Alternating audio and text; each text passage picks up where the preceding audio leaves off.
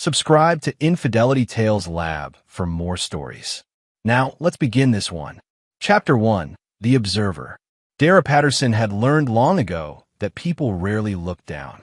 In his 15 years as a child psychologist, he discovered that most adults moved through life at eye level, missing the small, silent signals that children sent from below. Now, 3 years into early retirement at 42, that habit of watching remained. It was a Tuesday in late September when Derek first noticed the boy. He'd been carrying his lunch to the small bench outside his home office, a converted garage behind his modest house in suburban Portland, when movement near his trash cans caught his eye. A child, maybe 6 or 7, thin as a wire hanger, was carefully lifting the lid of the recycling bin. Derek froze mid-step, watching his small hands reached inside and retrieved a brown paper bag. His lunch bag from yesterday. The boy opened it with practiced efficiency, examining the half-eaten turkey sandwich Derek had tossed, deemed too dry to finish. Without hesitation, the child took a bite. "Jesus," Derek muttered, instinctively stepping forward. The boy's head snapped up. Dark eyes, too old for his young face, met Derek's. Then he was gone, vanishing between the houses with his stolen meal clutched to his chest. Derek stood there for a full minute, sandwich forgotten in his own hand. His training kicked in automatically. Signs of neglect, malnutrition evident from the brief glimpse, clothes worn and oversized, feral wariness in his movements. That night, Derek couldn't focus on the manuscript he was supposed to be editing, another academic paper on childhood trauma that would gather dust in some journal. His wife, Claire, noticed over dinner. "You're somewhere else," she said, setting down her fork. Her green eyes, the same ones that had first caught his attention 17 years ago at a university mixer, studied him with concern. "What's going on?" Derek told her about the boy. Claire, a special education teacher with her own finely tuned radar for troubled children, immediately understood. "Did you see where he went?" "Not far. He's probably living in the neighborhood. We should call." "And say what?" Derek interrupted gently. "A hungry kid took food from my trash?" "Claire, you know how overloaded CPS is." Without evidence of immediate danger, the truth hung between them, heavy and familiar. They both knew how the system worked, knew its limitations and failures intimately. They'd learned the hard way. 8 years ago, their son Danny had been taken from a grocery store parking lot. 5 years old, there for just seconds while Claire loaded groceries and Derek returned the cart. Security footage showed a white van. No plates visible. No witnesses who could provide details beyond "it happened so fast." The case went cold within months. Derek had thrown himself into work, Claire into her teaching. They'd survived, barely, by focusing outward, helping other children, other families. But the wound never fully healed. "What are you going to do?" Claire asked quietly. Derek looked at his wife, seeing the same pain and determination reflected in her eyes that he felt in his chest. "Watch," he said. "Document. And when we have enough, we act." The next morning, Derek was at his office window before dawn. He'd move his desk to face the small parking area where his trash can stood. At 7:15 a.m., like clockwork, the boy appeared. This time, Derek was ready with his phone, camera zoom activated. The child was more visible in the morning light. White brown hair that needed cutting, wearing jeans that pooled around ankles clad in dirty sneakers. The shirt was a faded superhero design, meant for a kid at least 2 years older. The boy's movements were ritualistic. Check the recycling bin first, then the trash. Extract anything edible. Examine it. Consume it quickly while glancing around every few seconds. The whole process took less than 3 minutes. Derek captured it all, his heart sinking with each frame. Thursday brought rain, but the boy still came. Derek watched him shiver in a thin jacket, water dripping from his hair as he ate soggy crackers from a discarded box. By Friday, Derek had modified his lunch routine. He began carefully wrapping half-eaten sandwiches, sealing bags of chips that were stale, throwing away granola bars in their original packaging. He made it look careless, random. The boy never seemed to notice the setup. Susie Baldwin, Derek's neighbor and a retired nurse, stopped by Saturday morning while Derek was strategically placing his garbage.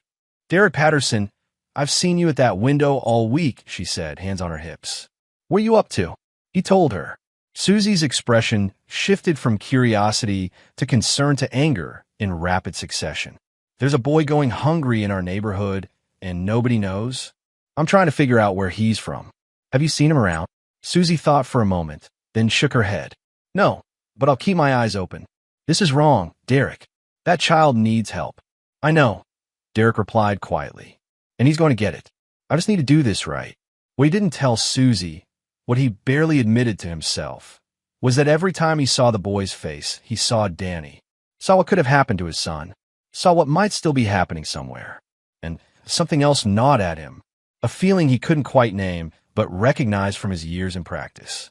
The boy's behavior wasn't just neglected. It was trained. The efficiency, the awareness, the complete lack of any attempt to ask for help. This was a child who'd learned that survival meant staying invisible. That meant something darker than simple poverty or overwhelmed parents. On Sunday, Derek made his decision. Monday morning, he would follow the boy. Chapter 2, The Trail. Monday morning arrived with a cool October chill. Derek had his car keys in hand before sunrise, parked strategically 3 houses down with a clear view of his trash cans. At 7:12 a.m., the boy appeared from the south, emerging from between the Harisa's house and the vacant property next door. Derek's pulse quickened. He hadn't expected the boy to come from that direction. Most of the inhabited homes were north and west. The child went through his usual routine, pocketing items Derek had strategically placed. When he turned to leave, Derek waited until the boy was 30 yards ahead before starting his engine. Following someone on foot while driving required a delicate touch. Too close, and you spooked them. Too far, and you lost them. Derek kept a full block's distance, using parked cars and trees as cover. The boy moved with purpose, cutting through yards and side streets like someone who'd memorized the route. He avoided main roads entirely, sticking to residential backstreets where fewer cars meant fewer eyes. They traveled for nearly 20 minutes, much farther than Derek had anticipated. The neighborhood slowly deteriorated, well-maintained homes giving way to rentals with overgrown lawns, then to a scattered area where the city met the rural outskirts. Chain-link fences replaced white picket ones. Dogs barked from behind weathered siding. The boy finally stopped at a sagging 2-story house at the end of a dead-end street. Peeling gray paint, windows covered with blankets instead of curtains, a yard that was mostly dirt and weeds. A rusted pickup truck sat in the driveway next to a newer black sedan that seemed out of place. Derek parked around the corner and approached on foot, keeping to the tree line. He pulled out his phone, pretending to take a call while his camera recorded. The boy didn't go to the front door. Instead, he circled around back and disappeared. Derek waited, mind racing. The house radiated wrongness. Too quiet. Too closed off. In 15 years of home visits for his practice, he developed an instinct for troubled households. This one screamed it. He was about to risk moving closer when the back door opened. A man emerged, late 40s, thick build, wearing work pants and a stained t-shirt. He lit a cigarette, leaning against the doorframe. Harvey Ortega. Derek didn't know the name yet, but he'd never forget the face. The man's eyes scanned the yard with the casual vigilance of someone used to watching for trouble. After a moment, he called back into the house. Keep them quiet. I don't want another complaint from a neighbor. Them. Plural. Derek's blood went cold. The man finished his cigarette, ground it under his boot, and went back inside. Derek heard the distinctive sound of multiple locks engaging. He waited another 10 minutes, but nothing else happened. Carefully, he made his way back to his car, mind churning. Back home, Claire was in the kitchen making coffee. One look at Derek's face, and she set down the pot. Tell me. Derek laid it out. The location, the house, the locks, the plural pronoun. There are more children, he finished. I don't know how many, but there's more than just the one boy. Claire's face had gone pale. We call the police. Right now. And tell them what? I followed a hungry child and heard a man say them. Claire, you know that's not enough for a warrant, much less action. Then what? Derek pulled out his laptop, already formulating a plan. We document everything. I go back with better equipment. We figure out exactly what's happening in that house. And then we make sure there's enough evidence that they can't ignore it. This isn't your job anymore, Derek. You're not a psychologist. You're not a cop. No, Derek agreed quietly. But I'm someone who can help those kids. Someone who knows how these systems fail. Someone who won't let bureaucracy be the reason another child disappears. The unsaid name hung between them. Danny. Claire closed her eyes, then nodded. Okay, but we do this smart. No risks. No heroics. Just evidence.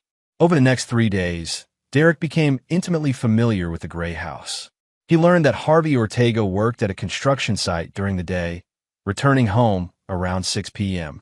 A woman, his wife Tanya, Derek later confirmed, left each morning at 8 a.m. in the black sedan and returned around 4 p.m. The most disturbing discovery came on Wednesday. Derek had positioned himself in a small park adjacent to the property's back fence, using a telephoto lens disguised as bird-watching equipment. At 3 p.m., the back door opened and children filed out. Not just one, but 6 of them, ranging in age from about 5 to 12. They moved in a silent line, supervised by Tanya Ortega. No playing, no talking, just a mechanical walk around the yard for exactly 15 minutes before filing back inside. Derek's hands shook as he captured the images. The children's faces were blank, emotionless, institutional. He'd seen similar expressions in his career. Kids from the worst group homes, from war zones, from systematic abuse. That night, he printed the photos and spread them across his desk. Claire stood beside him, tears streaming down her face. The boy from the trash can, Derek said, pointing to the smallest child in the line. Corey, that's what I've been calling him in my head. What do we do? Claire whispered. Derek pulled up the Ortega's information on his laptop. Harvey and Tanya Ortega, registered foster parents, licensed for up to 4 children. They have 6, Claire observed. 2 over their limit. That's the least of what they're doing wrong, Derek muttered, scrolling through public records. The couple have been foster parents for 8 years, with 12 different children placed with them during that time. Look at the placement durations. For months average before the kids are moved elsewhere or returned to family. That's unusually fast cycling. Why would they want a revolving door of children? That was the question that kept Derek awake that night. Foster care fraud was usually financial, collecting payments for kids who didn't exist or weren't in their care. But the Ortegas had the children. He'd seen them. So what were they using them for? Friday brought the answer, and it made Derek's blood boil. He'd been watching from his usual spot when a different vehicle pulled up, a white van, unmarked. A man emerged. Norman Simmons, though Derek wouldn't learn the name until later. Thin, nervous energy, carrying a professional camera setup. Derek's stomach dropped. He knew exactly what this was. The man was inside for 90 minutes. When he left, his equipment bags looked heavier. Derek sat frozen in his car, rage and nausea warring inside him. He'd suspected abuse, neglect, maybe child labor. But this was something that required careful, methodical action. One wrong move, and evidence would disappear, children would be moved, and monsters would walk free.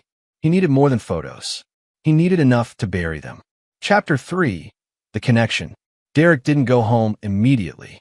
Instead, he drove to a quiet coffee shop 3 towns over and opened his laptop, using a VPN he'd installed months ago for research purposes. Norman Simmons, photography business registered in Salem, specializing in private sessions. No public portfolio. No social media presence beyond a bare-bones Facebook page that hadn't been updated in 2 years. Red flags everywhere. Derek dug deeper, using skills he'd accumulated during the frantic months after Danny's disappearance, when he'd become obsessed with learning investigative techniques. How to search databases. How to find connections. How to trace digital footprints. What he found made his coffee taste like acid. Norman Simmons had been questioned 8 years ago in connection with a series of child abductions in the Pacific Northwest. Questioned but never charged. Insufficient evidence. The case detective's name was in the file. Detective Marcus Chun, Portland PD. Derek's vision blurred. 8 years ago, the same time frame Danny had disappeared. With trembling fingers, he cross-referenced Simmons' known associates from the investigation. 12 names. 3 were in prison. 5 were deceased. 4 showed no current activity. The last name made Derek's heart stop. Harvey Ortega, listed as someone Simmons had been seen with prior to the abductions, but with no proven connection to the crimes. The trail had gone cold before investigators could establish what linked them. "Oh my God," Derek whispered. His son's case file was burned into his memory. He pulled it up on his laptop, digital copies he'd made years ago with Detective Chin's reluctant permission.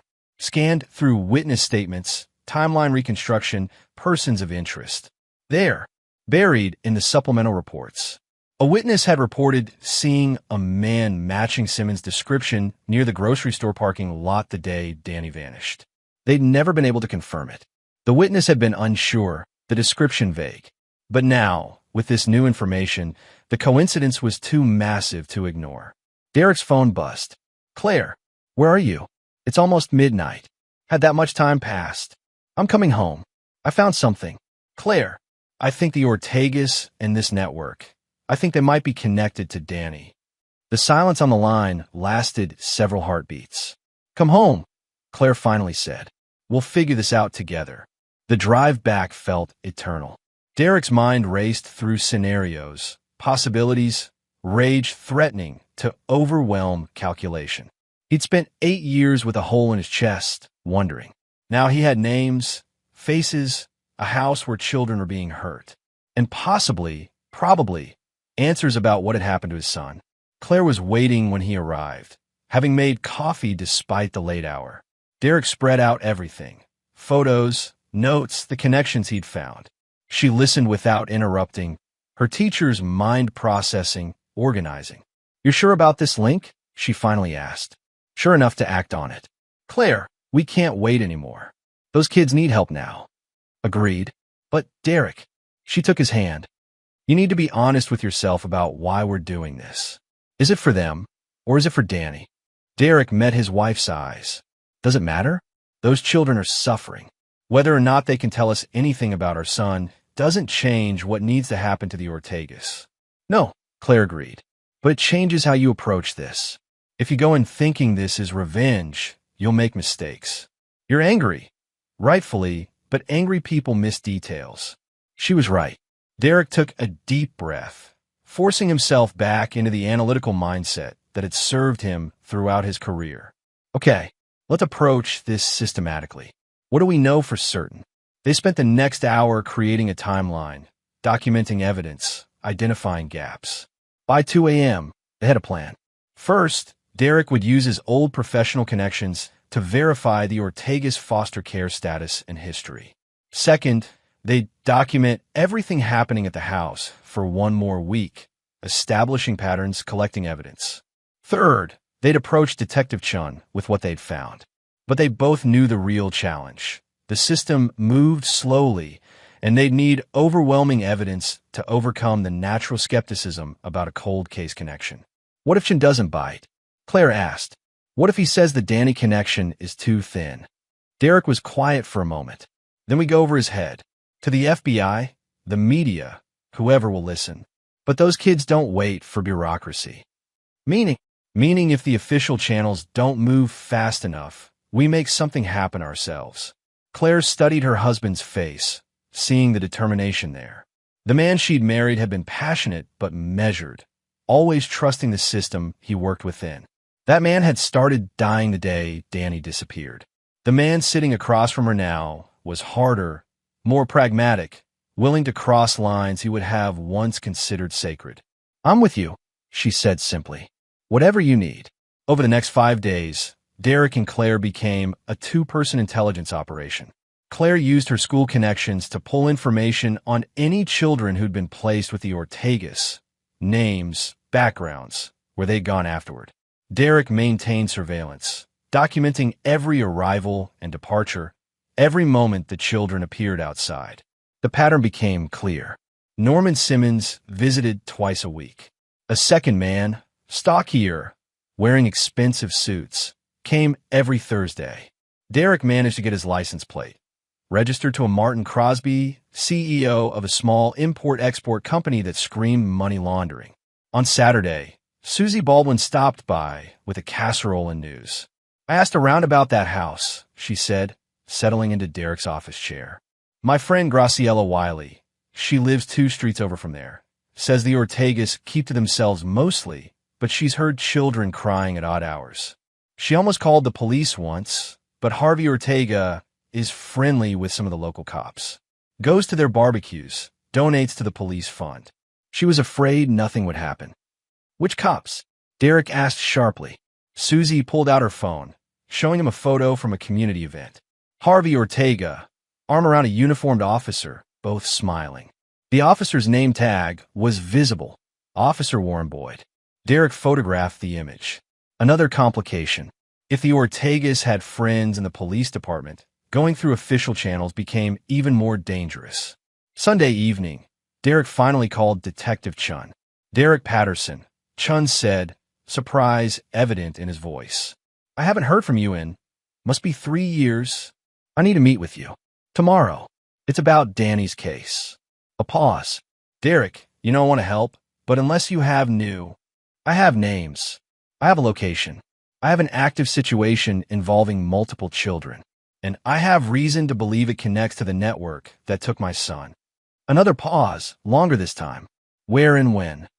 They met at a diner in North Portland at 7 a.m. Chun had aged since Derek last saw him. More gray in his hair, deeper lines around his eyes. But his gaze was still sharp. Derek laid out everything methodically. The boy from the trash can. The house. The Ortegas. Norman Simmons. The photographs. The connection to Danny's case. Chun listened without interrupting, his expression growing darker with each revelation. When Derek finished, the detective sat back and exhaled slowly. This is substantial, he said carefully. But you know I have to ask, are you certain you're seeing this clearly? The connection to Danny. Derek, I understand why you want to believe there's a link, but I'm not manufacturing a connection. Derek interrupted. Simmons was a person of interest in Danny's case. He's connected to Harvey Ortega. They're actively abusing foster children. That's not my grief talking, Marcus. That's fact. Chun nodded slowly. Okay, I believe you. But here's the problem. Harvey Ortega has friends in the department. Not high-ranking, but enough to cause complications. And what you've described, following a minor, surveilling a private residence without a warrant, defense attorneys would have a field day. So what do you suggest? Give me everything you have. I'll start a formal investigation, get proper surveillance approved, work with Child Protective Services. But Derek, Chun leaned forward. You need to step back. If you're connected to the evidence gathering in any way that defense can exploit, it could sink the entire case. Derek had expected this. Wanted it, even official channels moving, professional investigators taking over. But something in Chun's tone bothered him. How long will that take? To get approvals? Coordinate with CPS? Build a case strong enough to remove the children and arrest the Ortegas? Chun shrugged. 2 weeks minimum. Maybe a month.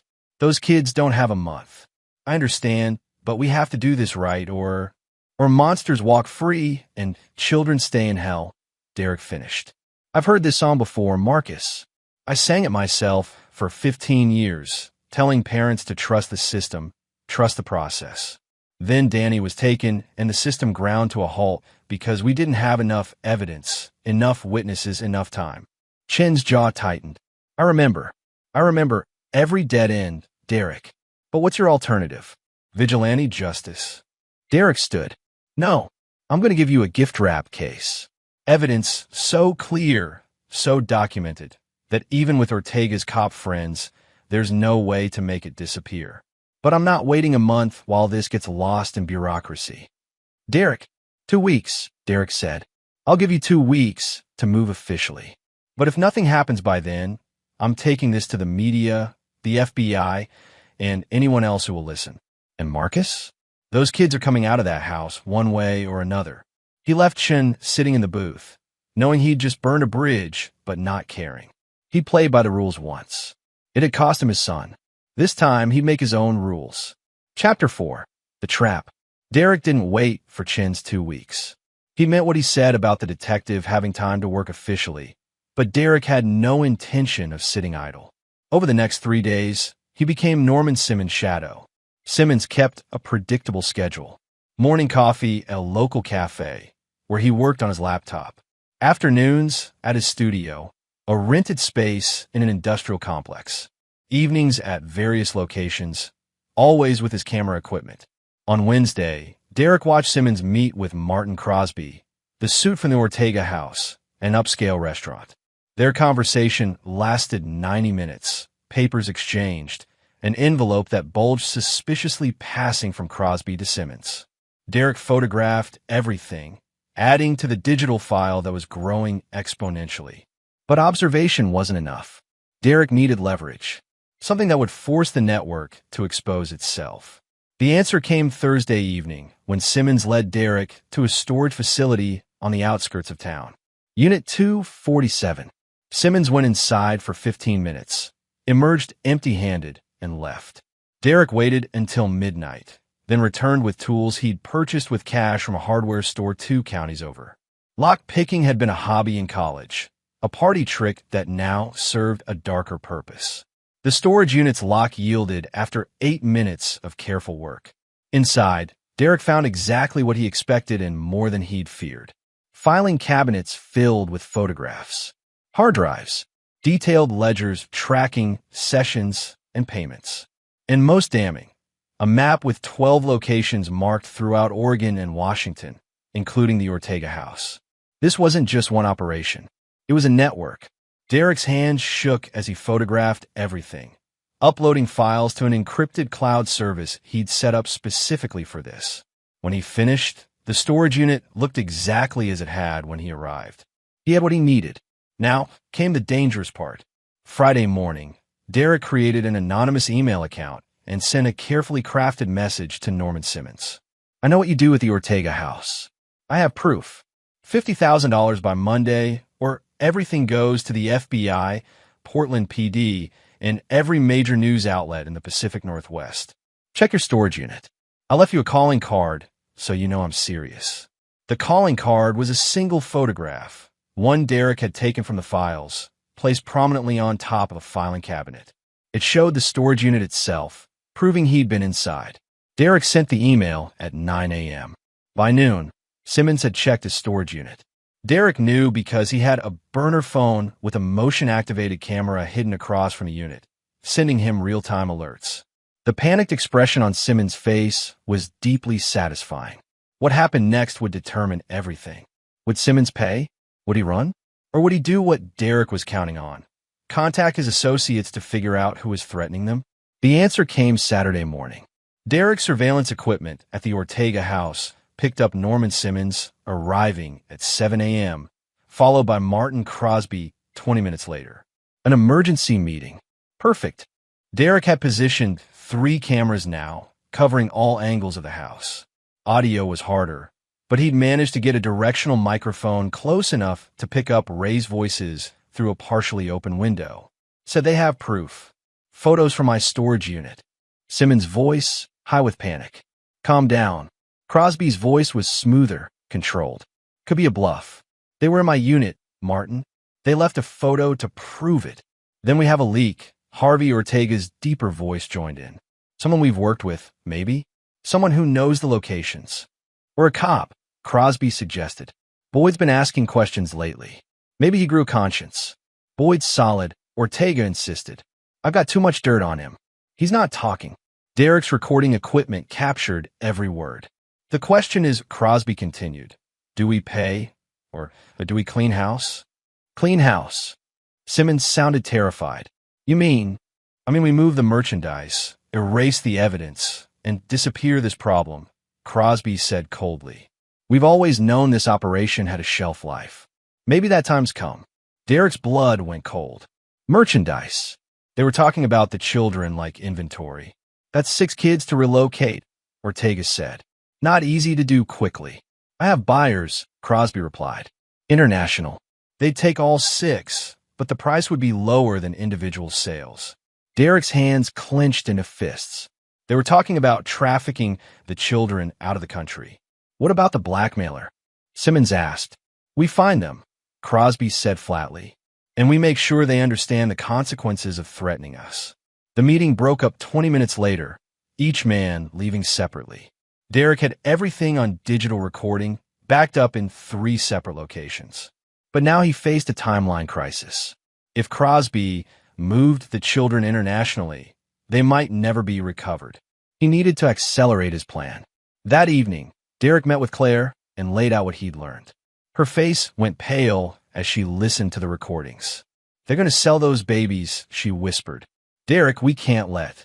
"We won't," Derek promised. "But I need your help. Tomorrow, we're going to force their hand." He explained the next phase. Claire listened, then nodded slowly. "It's risky. I know, but we're out of time."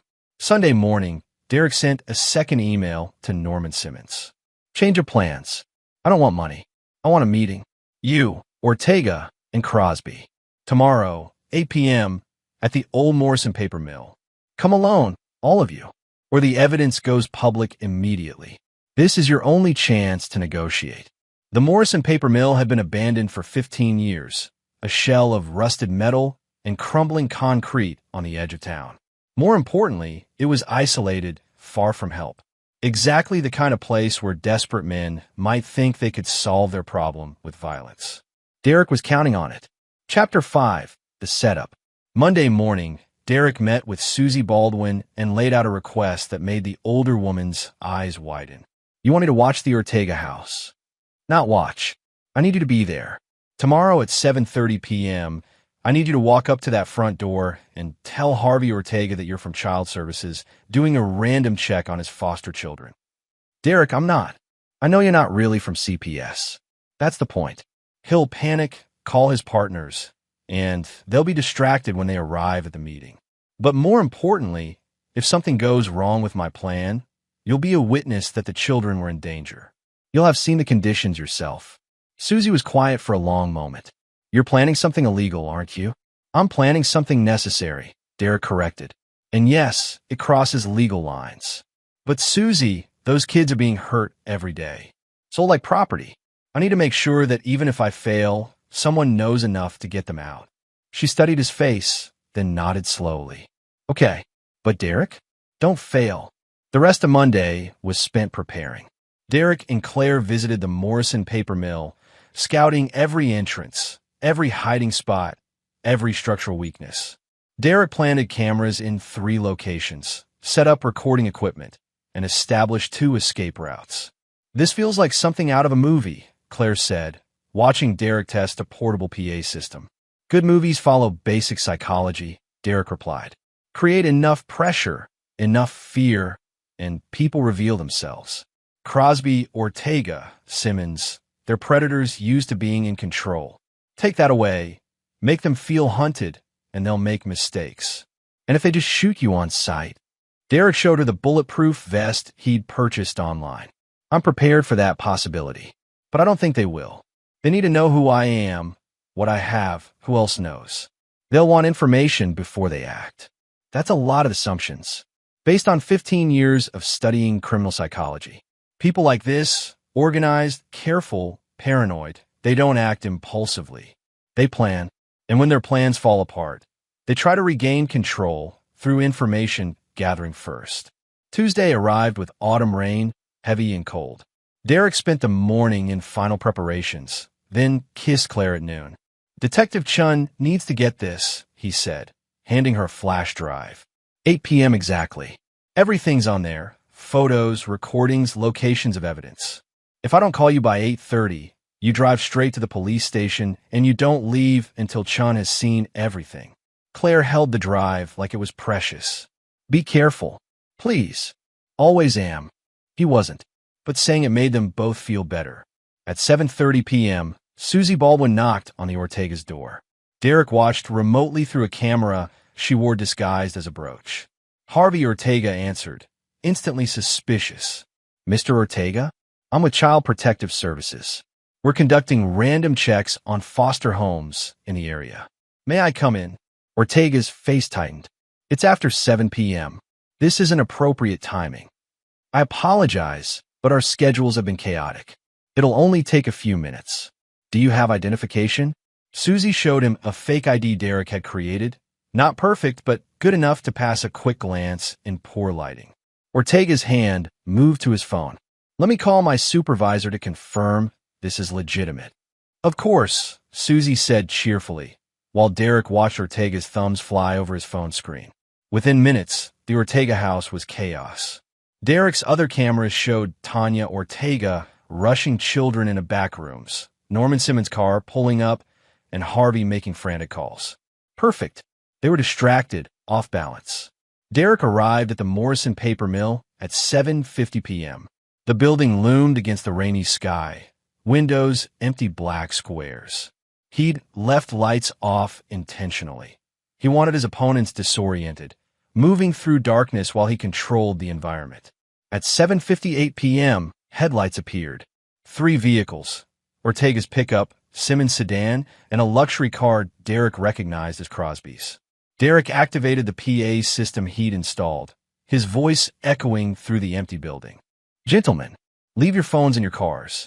All of them. Then enter through the main entrance. You have 2 minutes." He watched through his camera feed as the 3 men exchanged glances, then reluctantly complied. They moved inside, flashlights cutting through the darkness. "Keep walking," Derek's voice instructed. "Straight back to the main production floor." They entered the cavernous space, stopping in the center. Derek activated a ring of battery-powered work lights, illuminating them while leaving the surrounding areas in shadow. "Where are you?" Crosby called out, turning in a circle. "Close enough," Derek replied through the PA. "But let's talk about what I have first." He triggered a projector, displaying images on the concrete wall. Photos from Simmons' storage unit, copies of the ledgers, screenshots of financial transactions. "That's everything you've done," Derek continued. "Every child, every payment, every location in your network. I have the originals in multiple secure locations, set to release automatically if I don't check in every 12 hours. What do you want?" Crosby demanded. "Justice," Derek said simply. "But I'm willing to negotiate. First, tell me about Danny Patterson. 5-year-old boy, taken from a grocery store parking lot 8 years ago. I know you were involved. I want details." The 3 men exchanged glances. Norman Simmons looked ready to vomit. "I don't know what you're talking about," Ortega said. Derek triggered another image, a photo from Danny's case file, side by side with a photo of Simmons from the same time period. "You were seen near the abduction site. All 3 of you were part of the same network back then. I want to know what happened to my son." The last 2 words hung in the air. "Your son," Crosby said slowly, and Derek could hear the calculation in his voice. "So this is personal. That changes things. It doesn't change what you've done. It doesn't change what I have on you." "No," Crosby agreed. "But it changes what you're willing to do. You want information about your boy? We can trade. The evidence for answers. I don't trust you. You don't have to. But Mr. Patterson, it is Patterson, isn't it? We both know you're not a killer. You're not going to shoot us and disappear. You're a former psychologist, a good citizen who wants to save children and find out what happened to his son. So let's talk like rational people." Derek had expected this. Crosby was smart, reading the situation correctly. "Time to shift tactics." "You're right," Derek said, and stepped out from behind a support beam, hands visible and empty. "I'm not a killer, but I'm someone who's very, very tired of monsters hiding behind the law." The 3 men turned to face him. Derek could see their minds working, calculating odds, looking for advantages. "So here's what's going to happen," Derek continued. "You're going to tell me everything about Danny Patterson, and then you're going to—" He didn't get a finish. Harvey Ortega pulled a gun. Chapter 6, The Revelation. The gunshot echoed through the empty mill, but Derek was already moving, diving behind a concrete support pillar. The bulletproof vest would stop center mass shots, but Ortega wasn't aiming carefully. He was firing wildly, panicked. "Harvey, you idiot!" Crosby shouted. "We need to know who else has the evidence." Derek triggered the second phase of his plan. Pre-recorded audio began playing through multiple hidden speakers, recordings of their conversation from Saturday, discussing selling the children, talking about cleaning house. Move the merchandise. International buyers. Too much dirt on Boyd. The effect was immediate. All 3 men froze, recognizing their own voices, understanding that everything had been captured. "It's already over," Derek called out from his cover. "Every word you've spoken, Every document I found, every photo, it's all backed up. Shooting me just adds murder to your charges. Then you're already planning to turn us in, Ortega snarled, guns still raised. Why should we give you anything? Because I'm not the only copy of me, Derek said. Right now, my wife is with Detective Marcus Chun. If I don't call her by 8:30, she hands over everything. But if you answer my questions, I might delay that call. Give you time to run, hide, whatever you think you can do. It's more than you deserve. It was a lie. Claire had instructions to deliver the evidence regardless. But desperate men grasp at any hope. The Patterson boy, Crosby said suddenly, his businessman's mind cutting through panic to find the exit. That's what you really want. Fine, we'll tell you. Then you give us a head start. Derek's heart hammered. Talk. Crosby glanced at Simmons, who looked like he was going to be sick. Norman, I can't. Norman. Crosby's voice cracked like a whip. He already has us. The only question is whether we give him what he wants and buy time, or whether Harvey shoots him and we all go down for murder too. Simmons swallowed hard, then spoke, his voice barely above a whisper. The Patterson boy was an accident. Sort of. We were working a different target that day. Woman with twins in the parking lot. But then we saw the opportunity. Another kid, parents distracted. The boy was so quick to get, and we thought. You thought you'd take him too? Derek finished, his voice hollow. Where is he? What did you do with my son? Simmons couldn't meet his eyes. There was a buyer. Out of state. Big money for young boys. He was gone within 48 hours. I swear, we didn't hurt him. We facilitated the transfer. Who was the buyer? I don't know names. Crosby handles that level. Derek turned to Crosby, who shrugged. Client confidentiality. But I can tell you he's dead now. Car accident, 3 years ago. Took his secrets with him. The words hit Derek like physical blows. Danny was gone. Had been gone for 8 years. Sold to a monster who is now beyond justice. Dead ends everywhere. But at least he finally knew. Was Danny alive when he was taken? Derek asked, his voice breaking slightly. Did he suffer? He was fine, Simmons said quickly. Scared, but physically fine. We sedated him for the transport. I swear, that's all I know. Derek closed his eyes briefly.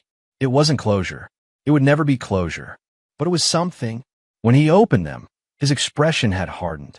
Thank you for confirming what you are, he said coldly. Now here's what you don't know. The police are already on their way. Susie Baldwin has been inside your house, Harvey. She's seen the conditions. She's a witness. And in about.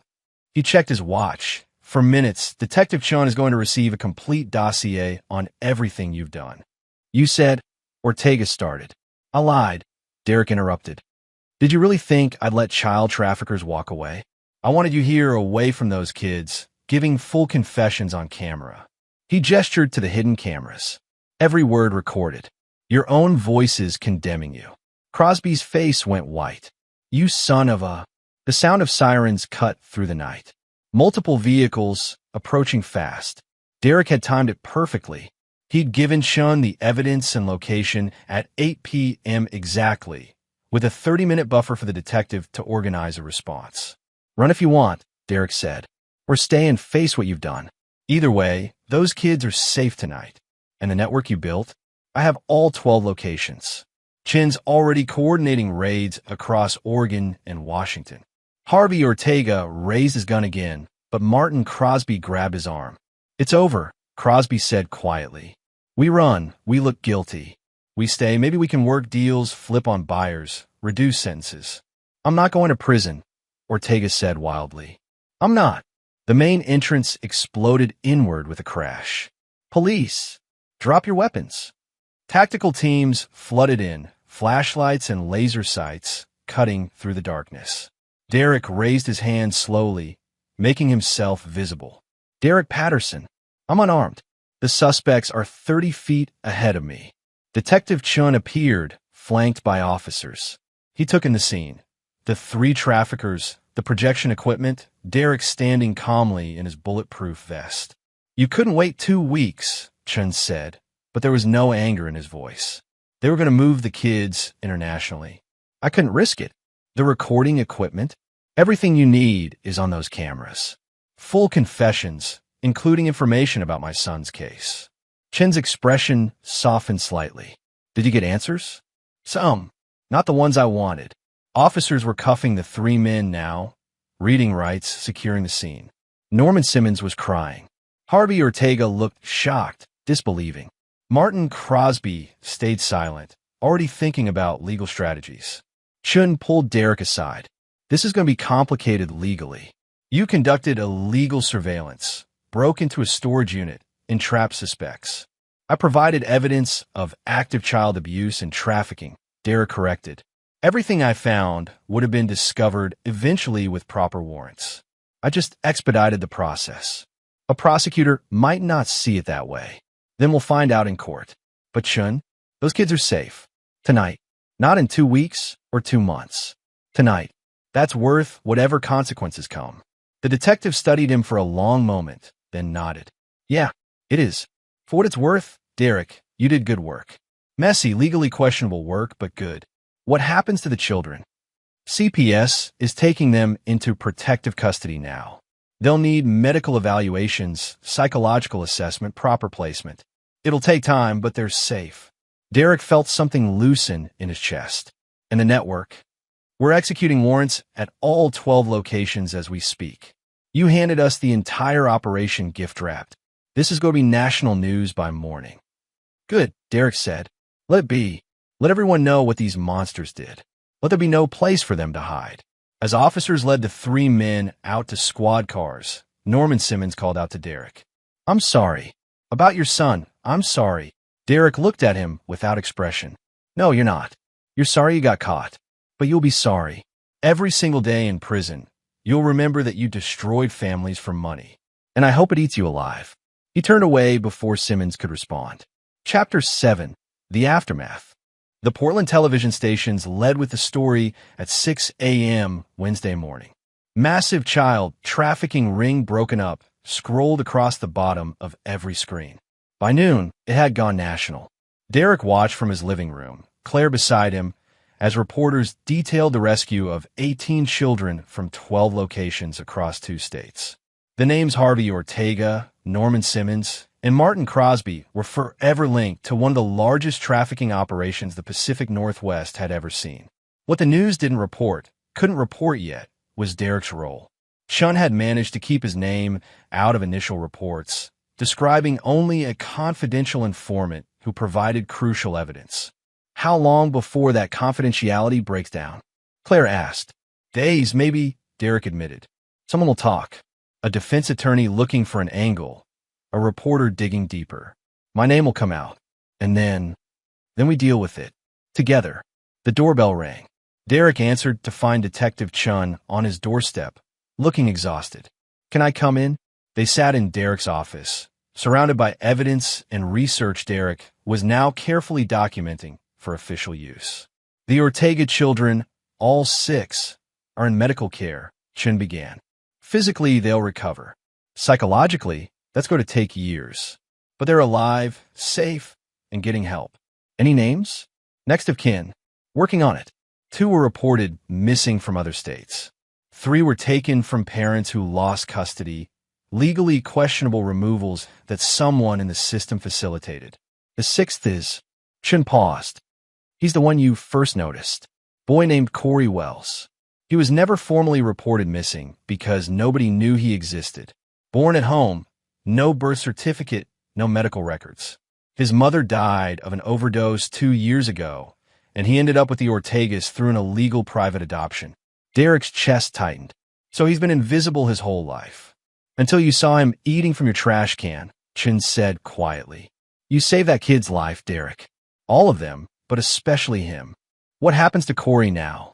Foster care, properly done this time.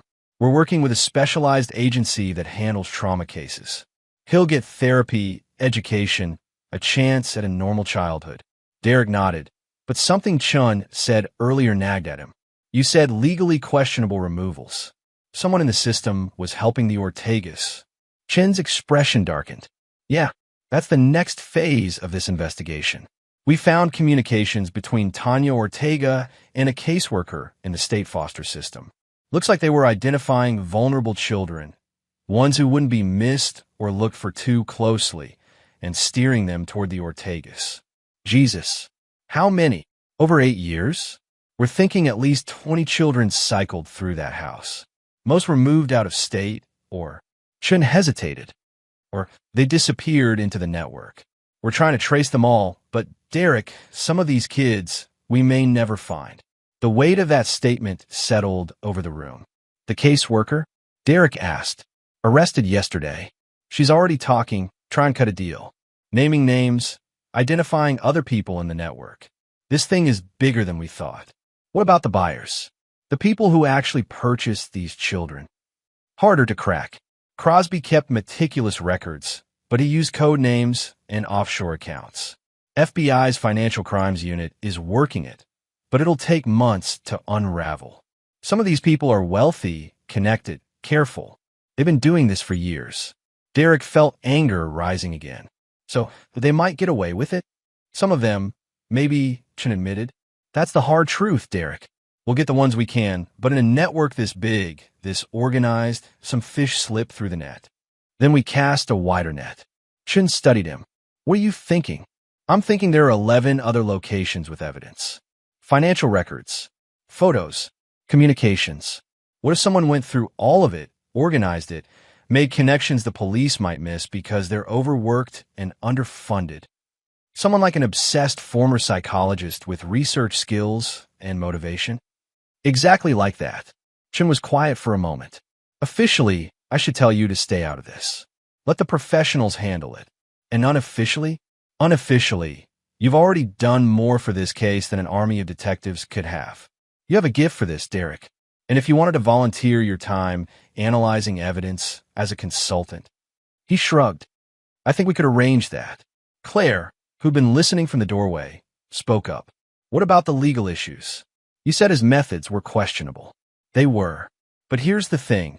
Harvey Ortega confessed on camera. Norman Simmons confessed. We recovered the children based on evidence Derek provided, but the actual arrest came for what the suspect said and did after police arrived. A good prosecutor can work with that. And a bad prosecutor? Derek asked. Would still have 18 rescued kids and 3 traffickers dead to rights, Chen replied. Your methods were unorthodox, Derek, but the outcome is solid. Plus, you're sympathetic, father who lost his own child, driven to save others. Any prosecutor who comes after you faces terrible optics. It wasn't perfect justice. It wasn't even complete justice. But it was something. Over the next 2 weeks, Derek became an unofficial consultant to the task force Chen assembled. He spent 12 hours a day in a basement office at Portland PD headquarters, sifting through digital files, connecting dots, building profiles of victims and traffickers. Claire returned to teaching, but spent evenings helping Derek organize information.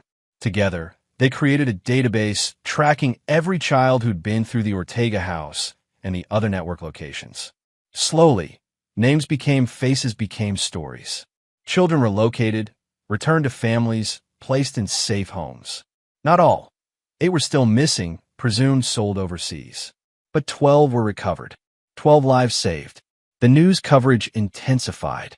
Derek's name eventually leaked, as he'd predicted.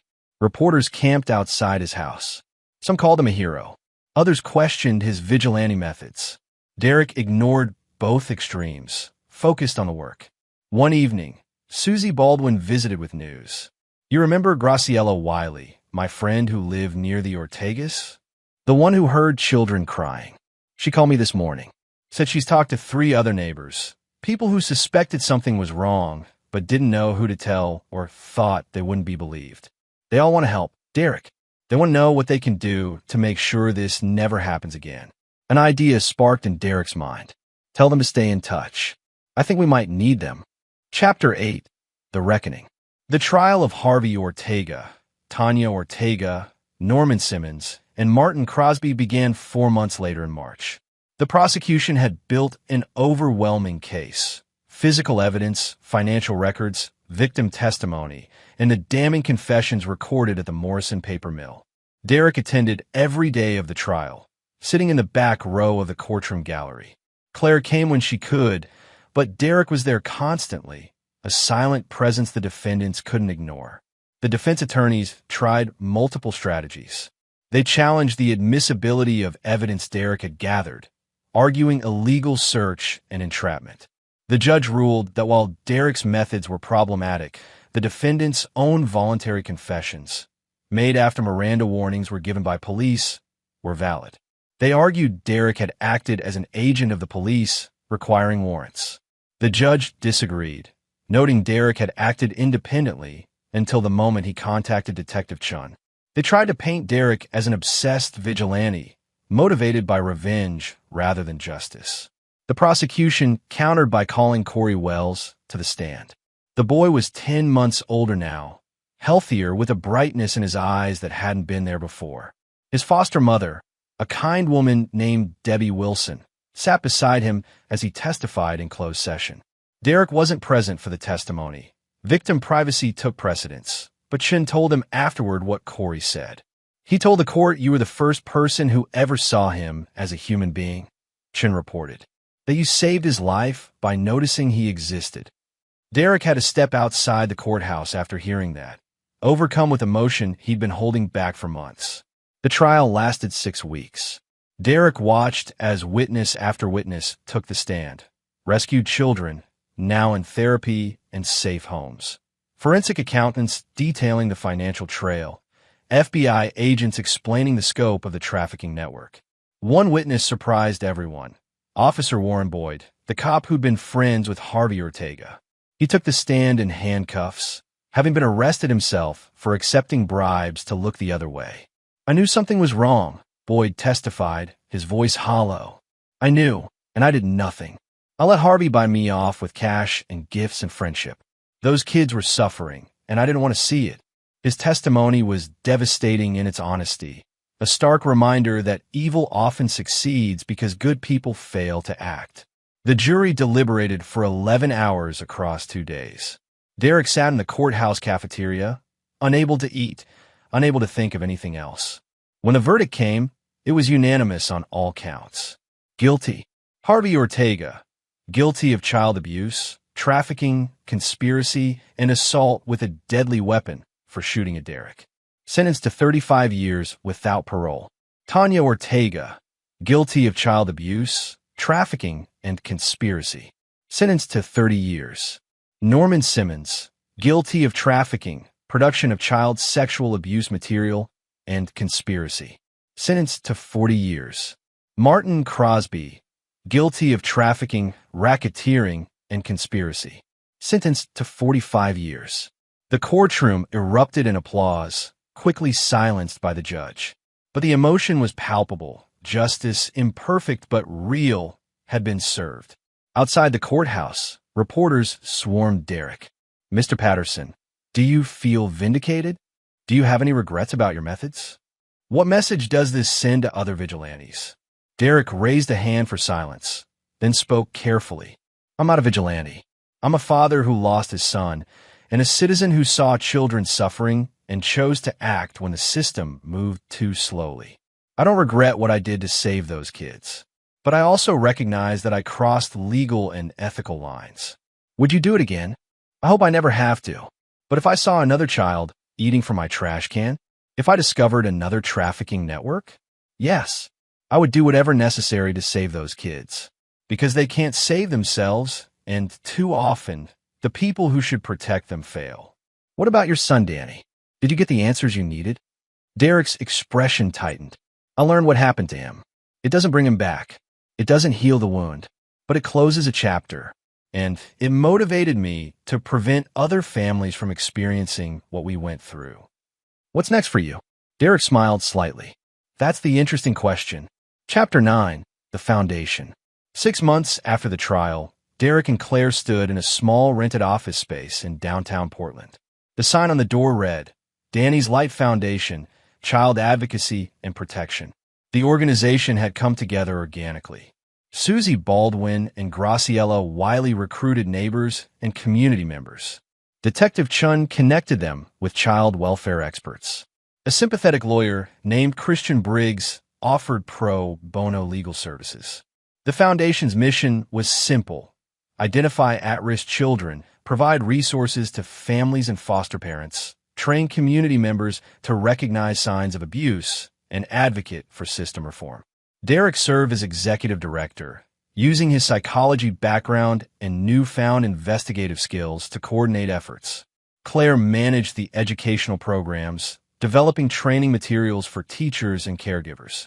"It's a good name," Susie said, examining the sign. "Danny's Light, bringing visibility to invisible children." "That's the idea," Derek agreed. "Every child we help, every situation we prevent, is a light in the darkness. It won't bring Danny back, but it makes his loss mean something." The Foundation's first major project was a community watch program in neighborhoods with high foster care populations. Trained volunteers, vetted carefully, kept eyes open for children who seemed isolated, neglected, or afraid. "We're not encouraging vigilantism," Derek emphasized in training sessions. "We're creating a web of aware, caring adults who know how to properly report concerns. The system works when people actually use it." Corey Wells was at the Foundation's grand opening, now nearly 2 years older and thriving in his placement with Debbie Wilson. He'd gained weight, smiled easily, and was excelling in school. "Thank you," Debbie told Derek quietly, "for seeing him, for caring." "Thank you for giving him the home he deserves," Derek replied. Corey approached Derek shyly, holding something. "I made this for you," he said, holding out a drawing. It showed a stick figure man looking at a trash can, with a small figure visible nearby. Above them, a sun shone with rays labeled Danny's Light. Derek's eyes filled with tears. "It's perfect, Corey. Thank you. You saved me," Corey said simply. "I wanted you to remember." "I'll never forget," Derek promised. The local news covered the Foundation's opening. Reporter Gina Wagner, who'd followed Derek's story from the beginning, did a feature segment. Dara Patterson could have let bitterness over his son's loss consume him, Wagner reported. Instead, he channeled that pain into action, first by exposing a trafficking network, then by building an organization to prevent future abuse. It's a remarkable transformation of tragedy into purpose. Not everyone approved.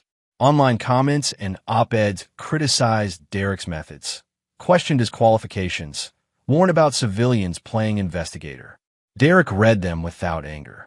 "They're not entirely wrong," he told Claire one evening. "What I did was risky and legally questionable. But I'd do it again because the alternative, doing nothing while children suffered, was unacceptable." "You're not planning to break into more storage units, are you?" Claire asked with a slight smile. "No. Now we have legal channels, official partnerships, community support. We can do this the right way. But Claire, if I ever see another child eating from my trash..." He didn't finish the sentence. He didn't need to. A year after the Foundation's opening, Derek received a letter forwarded through Detective Chun. No return address, but the postmark was for Nevada. Inside was a single page, handwritten. "Mr. Patterson, I was one of the children in the Nevada house, part of the network you exposed. I'm 18 now, aging out of the system, but alive and safe because of what you did. My foster parents told me your story about your son and how you saved us. I wanted you to know that Danny's loss, as terrible as it is, led to life for people like me. I'm going to college in the fall.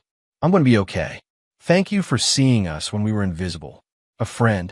Derek read the letter 3 times, then carefully filed it in a folder labeled, "Why We Do This." The Foundation grew. Within 2 years, they'd expanded to 3 states, with volunteer chapters training community advocates. They successfully lobbied for stronger foster care oversight laws.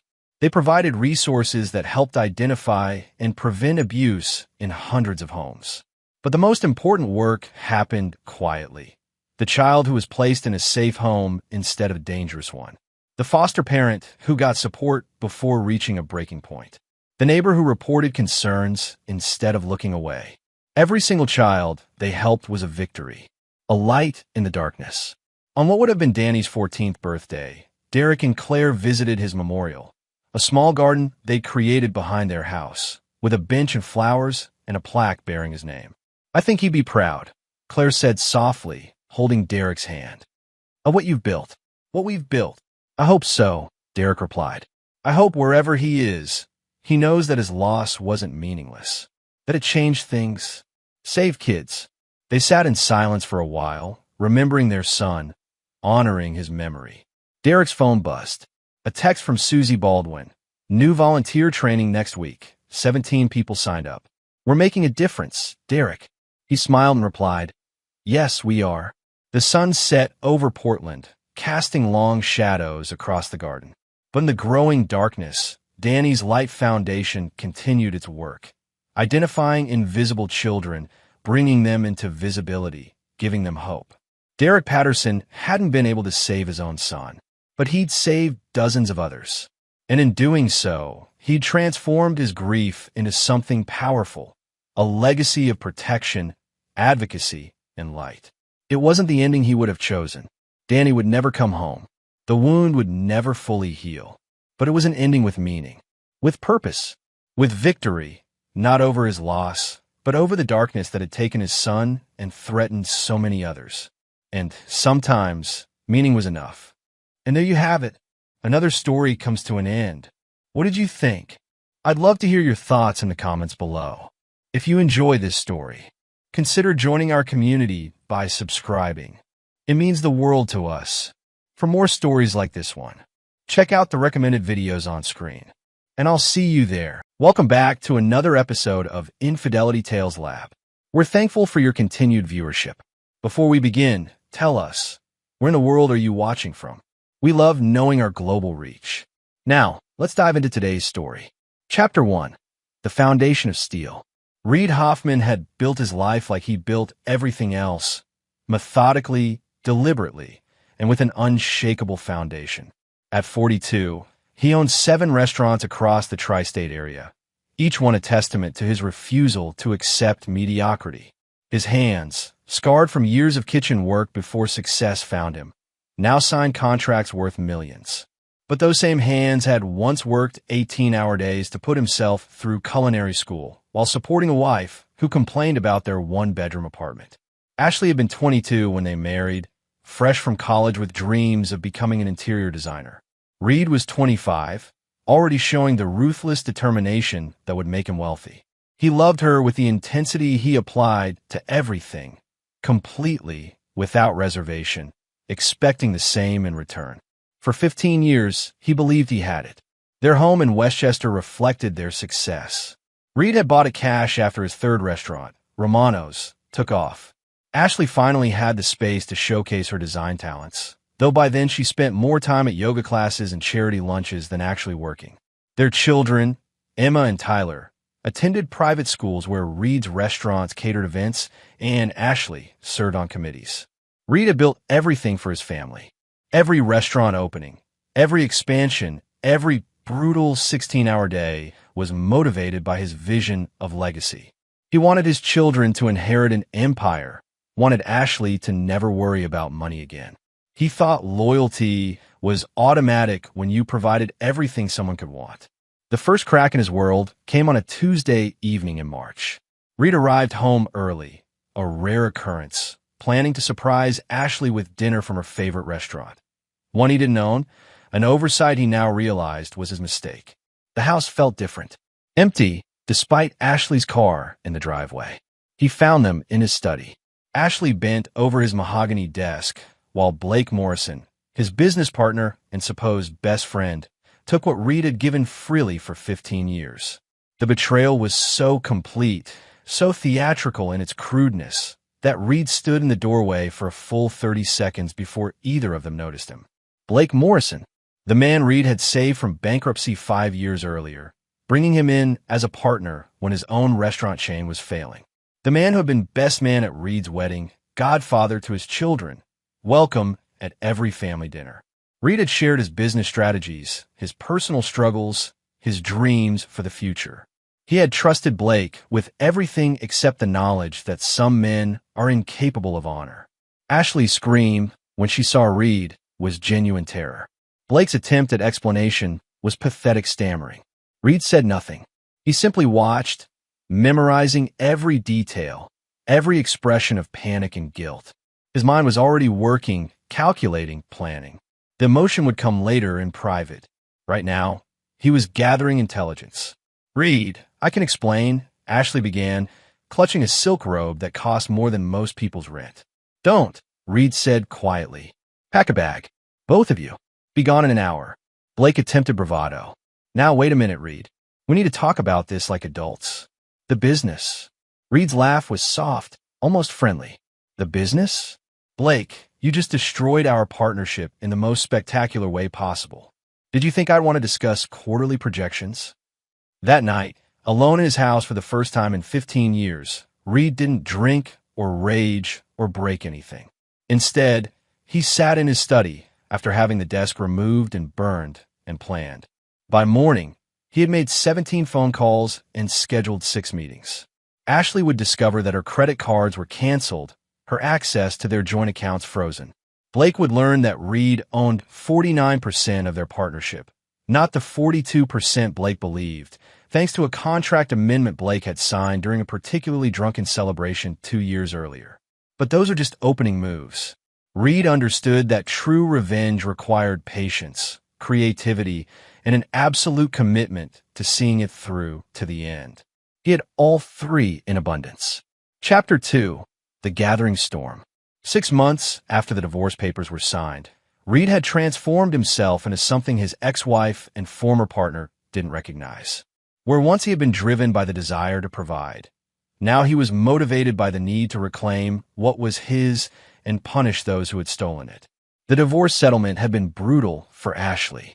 Reed's lawyers, the best money could buy, had documented every expense, every luxury she had enjoyed, every dollar of his money she had spent while planning her betrayal.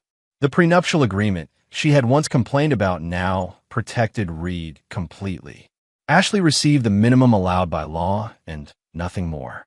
Blake's situation was even worse. Reed had exercised his majority control to restructure their partnership, effectively forcing Blake into a position where he had to sell his remaining shares at a fraction of their worth or watch the business he had helped build be dismantled piece by piece.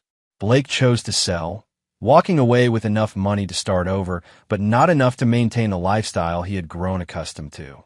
Ashley had moved in with Blake, renting a modest apartment in a neighborhood that would have horrified her 2 years earlier. She had taken a job at a design firm, her first real employment in over a decade. Blake was working as a general manager at someone else's restaurant, taking orders from men half his age who respected Reed's reputation enough to make Blake's life appropriately difficult. Reed's children, Emma 17 and Tyler 15, had chosen to live with their mother. This had been expected, but still cut deeply. Reed understood their confusion, their loyalty to the parent who needed them more. What he hadn't expected was their growing resentment toward him, as if his refusal to simply forgive and move forward made him the villain of their family story. The first real sign of how far his children had turned came during Tyler's baseball game. Reed had been attending every game since the divorce, sitting alone in the bleachers while Ashley and Blake sat with the other parents. Tyler had been Reed's star athlete, proud of his father's support. But this time, when Tyler hit a home run and looked toward the stands, his eyes skipped over Reed entirely, finding Blake instead. After the game, Reed approached his son. "Great hit, Ty. That curveball would have fooled most players twice your age." Tyler's response was cold. "Blake's been helping me with my swing. He says you never really understood the technical side of baseball." Reed absorbed this blow without flinching. Blake had never played baseball beyond high school, knew nothing about technique that Reed hadn't taught him during weekend games in the backyard. But facts mattered less than perception, and Reed was learning that his children were being systematically turned against him. Emma was more direct in her hostility. During one of their court-mandated dinners, she informed Reed that she wouldn't be attending his birthday dinner. "Blake is taking Mom to see a show that night," she said, not meeting his eyes. "It's important to her. More important than your father's birthday. You chose this, Dad. You could have worked things out with Mom, but you had to destroy everything instead. Blake says you're vindictive." Reed set down his fork carefully. "Blake says a lot of things. Most of them are lies designed to make himself feel better about betraying the man who saved his career. That's not how Mom tells it. I'm sure it isn't." Reed realized then that Blake and Ashley weren't content with their affair or even with the divorce. They were actively working to poison his children against him, to complete the theft by taking away the only thing Reed valued more than his business. It was a strategic error on their part, because it moved their conflict from the realm of business and personal disappointment into something far more dangerous. Reed began planning his next phase. He purchased the building that housed Blake's new restaurant, becoming the landlord without Blake's knowledge. He quietly acquired two of the businesses that employed Ashley's design firm's biggest clients. He scheduled his birthday dinner at Romano's, his flagship restaurant, and made sure word reached his children about the celebration. The final test came when he sent formal invitations to Emma and Tyler for his birthday dinner. Ashley called him directly for the first time since the divorce. "You can't manipulate the children like this," she said, "using your birthday as emotional blackmail. I invited my children to dinner. If that feels like manipulation to you, perhaps you should examine why." "They don't want to come, Reed. Can't you accept that?" "What I can't accept," Reed said slowly, "is that you and Blake have been filling their heads with lies for 6 months. But that's going to change. Are you threatening me?" Reed's laugh was genuinely amused. "Ashley, if I were threatening you, you'd know it. This is just information. The birthday dinner would be the test. If his children came, there might still be hope for their relationship. If they chose Blake and Ashley instead, Reed would know exactly where everyone stood. And then the real revenge would begin." Chapter 3. The Restaurant Incident. Reed's birthday fell on a Thursday, which meant Romano's would be relatively quiet, perfect for an intimate family gathering that would either heal wounds or reveal just how deep they had become. Reed had reserved the private dining room, the same space where he had celebrated every family milestone for the past 8 years. The irony wasn't lost on him that this might be the last family dinner he would ever host. By 7 o'clock, it was clear his children weren't coming. Reed sat alone at a table set for 4, picking at the meal his head chef had prepared specially for the occasion. The humiliation was complete and public. His staff tried to avoid eye contact, their discomfort palpable. At 8:15, Reed paid the check and left, driving home to an empty house and the growing certainty that his children had chosen their sides. What Reed discovered the next morning changed everything. His assistant, Maria, who had worked for him for 7 years and understood his moods better than anyone, hesitated before giving him his messages. "There's something else, Mr. Hoffman. I thought you should know. Last night, while you were at Romano's," she handed him a photograph taken on someone's phone, posted to social media by one of Ashley's friends. It showed Ashley, Blake, Emma, and Tyler at Il Giardino, the upscale Italian restaurant 6 blocks from Romano's. They were celebrating Ashley's 38th birthday, which had actually been 2 weeks earlier. The timestamp showed 7:30 p.m., exactly when Reed had been sitting alone, waiting for children who were never going to come. The betrayal was surgical in its precision. Not only had his children chosen to skip his birthday, they had actively participated in celebrating the woman who had destroyed their family at a restaurant close enough to Romano's that they risked being seen by Reed's staff. It was a public humiliation designed to send a message. Reed no longer mattered to his own children. Reed stared at the photograph for a long time, memorizing faces. Emma was laughing at something Blake had said. Tyler was wearing the watch Reed had given him for his 15th birthday, while raising a toast to the man who had taken his father's place. Ashley looked happier than she had in years, surrounded by the family she had rebuilt after destroying the original. Maria waited while Reed processed what he was seeing. Finally, she spoke softly. "There's more. The reservation at Il Giardino was made under your name." Mr. Morrison thought it would be funny. Reed's expression didn't change, but Maria had worked for him long enough to recognize the stillness that came before he made moves that destroyed his competition. She had seen this same calm the day before he had crushed a rival restaurant chain that had tried to poach his head chef. "Maria, I need you to make some calls. First, give me the ownership information for Il Giardino. Then contact our real estate attorney. I want to know if that building is for sale and what it would take to make it for sale if it isn't. Sir, also call Emma and Tyler. Tell them I'd like to take them to dinner this Saturday at Il Giardino. Make a reservation for 4. Maria made the calls while Reed sat in his office, planning. By noon, he had learned that Il Giardino was owned by the Torino family, successful restaurateurs who had built their reputation on old-school Italian hospitality. They weren't interested in selling, but they were interested in the substantial loan Reed was prepared to offer them, secured by the restaurant property and carrying terms that would become problematic if certain conditions weren't met. The reservation for Saturday was confirmed. Reed sent personal invitations to his children, handwritten notes that simply said, "Please join me for dinner at Il Giardino this Saturday at 7 p.m. I have something important to discuss with you both." "Dad," Emma called him Friday evening. "Dad, we're not comfortable going to dinner. Mom says you're just trying to cause drama." "What I'm trying to do," Reed said carefully, "is have a conversation with my children. But if you're not comfortable, I understand. I'll be there anyway, if you change your minds." Saturday evening, Reed arrived at Il Giardino at exactly 7 o'clock.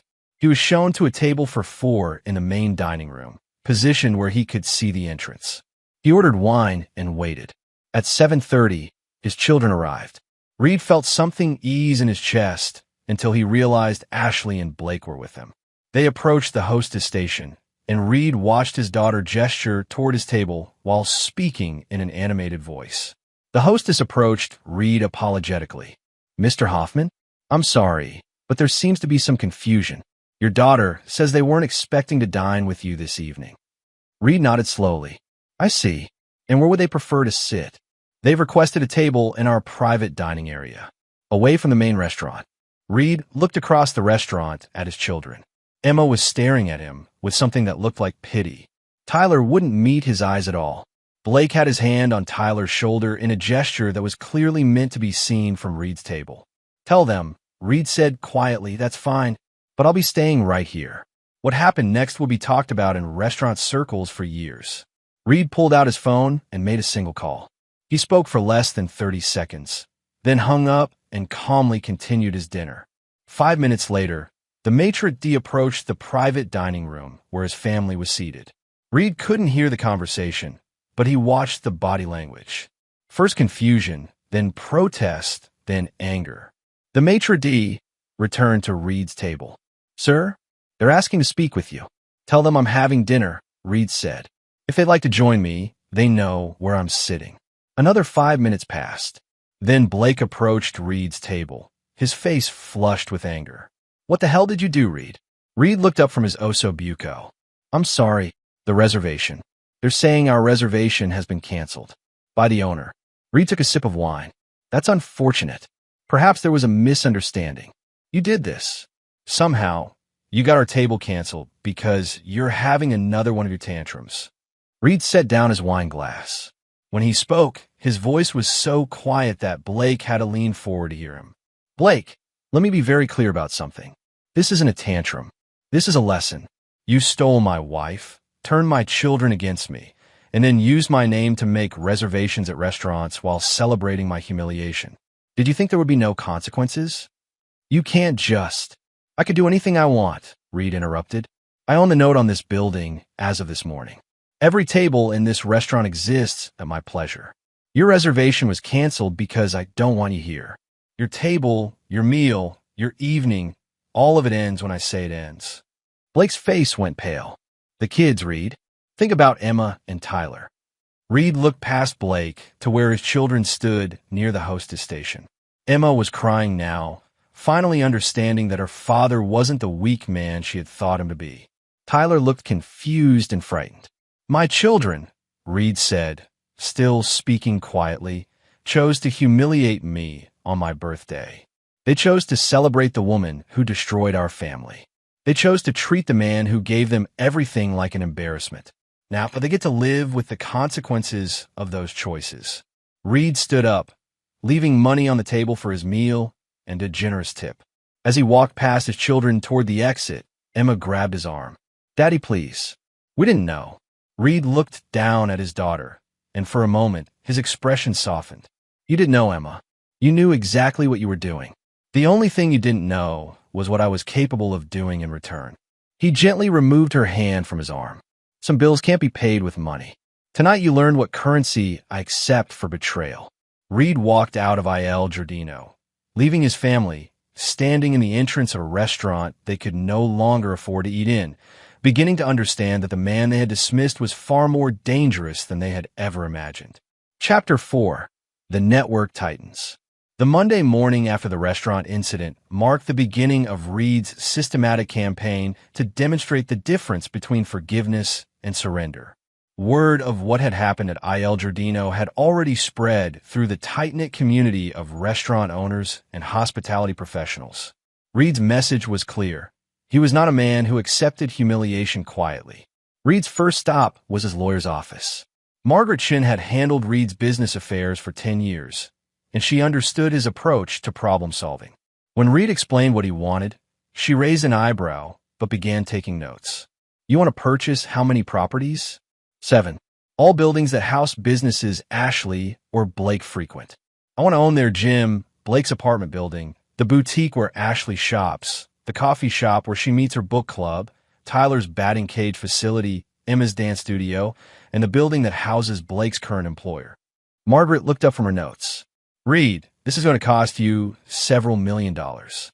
All to prove a point to your ex-wife and former partner.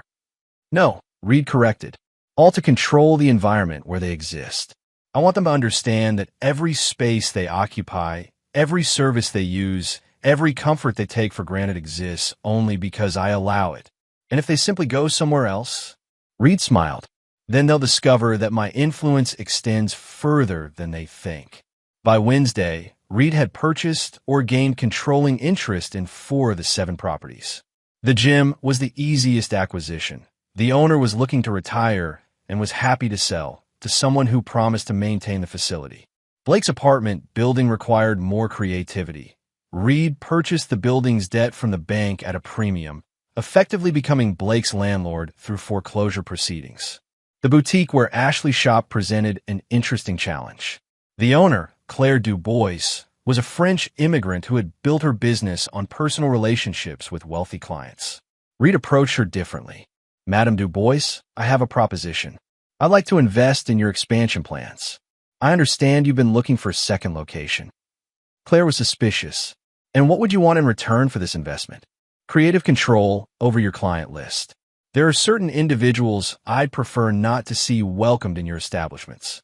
Mr. Hoffman, surely you're not asking me to ban customers because of your personal disputes? Reed placed a folder on her desk. Inside were architectural plans for a stunning retail space in Manhattan's most exclusive shopping district, along with a lease agreement that would cost Claire nothing for the first 2 years. I'm asking you to make a business decision. You can continue operating one boutique in Westchester, serving clients who may or may not be able to afford your services much longer. Or you can expand to Manhattan with my backing and serve clients who view a $5,000 dress as a reasonable Tuesday purchase. Claire studied the plans. The Manhattan location was everything she had dreamed of but never thought she could afford. The client you want me to refuse. Is she truly unable to afford my services? She recently went through a difficult divorce. Her income has dropped significantly, and it's likely to drop further. I'm simply suggesting you focus your limited attention on clients with more promising futures. Claire signed the agreement that afternoon. By Friday, Ashley had received a polite but firm letter informing her that the boutique would no longer be accepting her appointments due to restructuring our client services approach. The coffee shop required no purchase at all. Reed simply arranged for his highest-profile restaurant to cater their grand reopening party, bringing in food critics and society reporters. The owner was so grateful for the publicity that when Reed mentioned Ashley's history of causing uncomfortable scenes in public places, she was quietly added to the list of customers who would always find the cafe fully booked. Emma's dance studio was more delicate. Reed had no desire to interfere with his daughter's activities, but he needed her to understand that her father's influence touched every aspect of her life. He arranged for the studio to receive a generous donation from his restaurant foundation, enough to upgrade their sound system and expand their recital space. When the studio director called to thank him personally, Reed made one simple request. I'd appreciate if you could let Emma know that this donation came from her father. Not as a condition of anything, just so she understands that I still care about her interests. The studio director agreed, and that weekend Emma called Reed for the first time since the restaurant incident. Dad, Mrs. Patterson told me about the donation to the studio. I hope it helps with your training. Why did you do it? After what happened at Il Giardino, I thought you were angry with me. Reed sat in his home office, looking at the family photos he had never removed from his desk. Emma, I'm disappointed in choices you've made, but I'm not angry with you. You're my daughter. My job is to make sure you have opportunities, whether you appreciate them or not. I don't understand what's happening, Dad. Mom says you're trying to control us, but Blake says you're just showing off. What do you think? Emma was quiet for a long moment. I think you're doing things I didn't know you could do. And it's scary. Good, Reed said gently. It should be scary. When people betray someone who loves them, there should be consequences. Otherwise, betrayal becomes too easy. Are you going to forgive us? Eventually, Reed looked at the photo of Emma's first dance recital when she was 7 years old and still believed her father could fix anything. Some things can be forgiven, Emma, but trust, once broken, has to be rebuilt from scratch. The people who broke it have to want to rebuild it more than they want to justify why they broke it in the first place. And if we don't want to rebuild it, then you'll discover that having me as an enemy is much more expensive than having me as a father. After Emma hung up, Reed sat in his office planning the next phase of his campaign. Blake's employer, Meridian Restaurant Group, would be receiving an offer to sell their most profitable location by the end of the week. Ashley's design firm would soon lose their 3 biggest clients to firms Reed had quietly begun investing in. The goal wasn't just to make their lives difficult. Reed was creating a world where every comfort they enjoyed, every opportunity they pursued, every stability they took for granted was connected to him. They could choose to live in that world and accept his terms, or they could choose to leave that world entirely. But they would not be allowed to live in his world while treating him with disrespect. Reed understood that revenge was not a moment. It was a system, and his system was just beginning to operate. Chapter 5. The Pressure Mounts. 3 weeks after the Il Giardino incident, Ashley Peterson, she had reverted to her maiden name after the divorce, was beginning to understand that her ex-husband was not the predictable man she had grown tired of during their marriage. The Reed she had known was driven and successful, but also generous to a fault and incapable of holding grudges.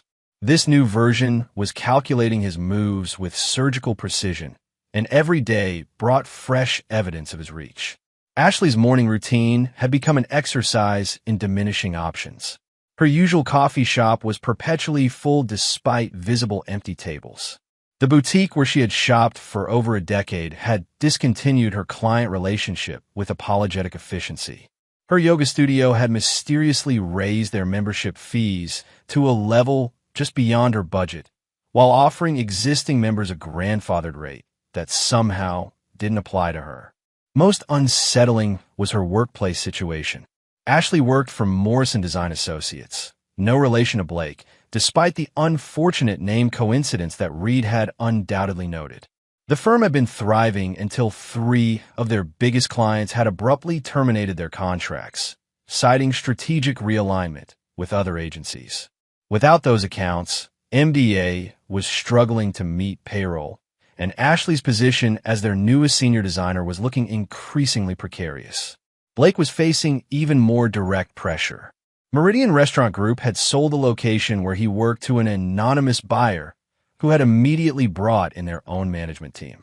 Blake found himself demoted from general manager to assistant manager, taking orders from a 28-year-old who made no effort to hide his contempt for Blake's inexperience with real restaurant operations. Worse, Blake's apartment building had been purchased by a property management company that had immediately instituted new policies. Lease renewals now required employment verification, credit checks, and character references. Blake's lease was up for renewal in 6 weeks, and his references were limited to people who either worked for Reed or had been influenced by Reed's network. The psychological pressure was intensifying. Blake had started drinking more, staying out later, picking fights with Ashley over money and blame. Ashley was beginning to resent Blake's presence in their shared difficulties, especially since Blake's relationship with Emma and Tyler was becoming strained as the children witnessed the deterioration of their mother's circumstances. Tyler was the first to crack. He called Reed on a Tuesday evening, his voice careful and formal. "Dad, Could we maybe have dinner sometime? Just us. Of course. When would you like to meet? This weekend? She's been stressed lately. About money and stuff. I thought maybe you could help. Reed felt a familiar tightness in his chest. The complicated mixture of love and disappointment that colored every interaction with his children now. I can help with a lot of things, Tyler. But first we need to talk about respect. Do you understand what that means? I think so. It means treating people according to the value they've brought to your life. It means not humiliating someone who has given you everything simply because it's convenient for other people you want to please. Tyler was quiet for a moment. Are you talking about my birthday dinner? And Mom's party at Il Giardino? I'm talking about choices, son. Every choice has consequences. The consequences you're seeing now are connected to choices your mother made, choices Blake made, and choices you and Emma made. But we didn't know. You didn't know that betraying your father would hurt him? You didn't know that publicly humiliating someone might make them angry? Or you didn't know that I was capable of responding to disrespect with something other than quiet acceptance? Tyler's voice was small. We didn't know you could do the things you've been doing. Those things I've been doing? They're called consequences. Every comfort your mother enjoyed during our marriage, every opportunity you and Emma have had, every security Blake enjoyed as my partner, all of that existed because I created it. When people take those gifts and use them against me, they discover that I can uncreate them just as easily. So if I'm respectful now, you'll stop? Reed paused. Tyler, this isn't a negotiation.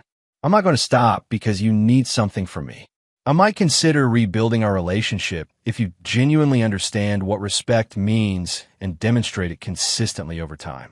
But if you're just trying to manipulate me into solving your mother's problems, you're going to be disappointed.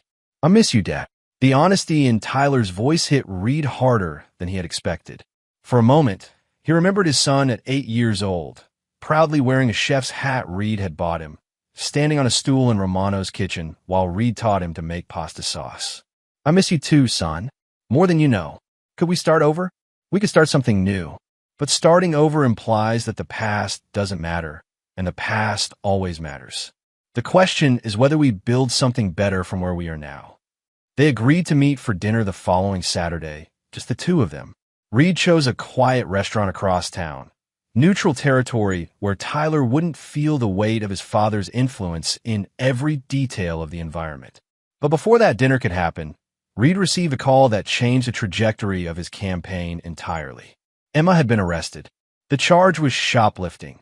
She had been caught stealing a necklace from a jewelry store in the mall. The item was worth $47, barely a misdemeanor, but Emma had been with Ashley and Blake when it happened.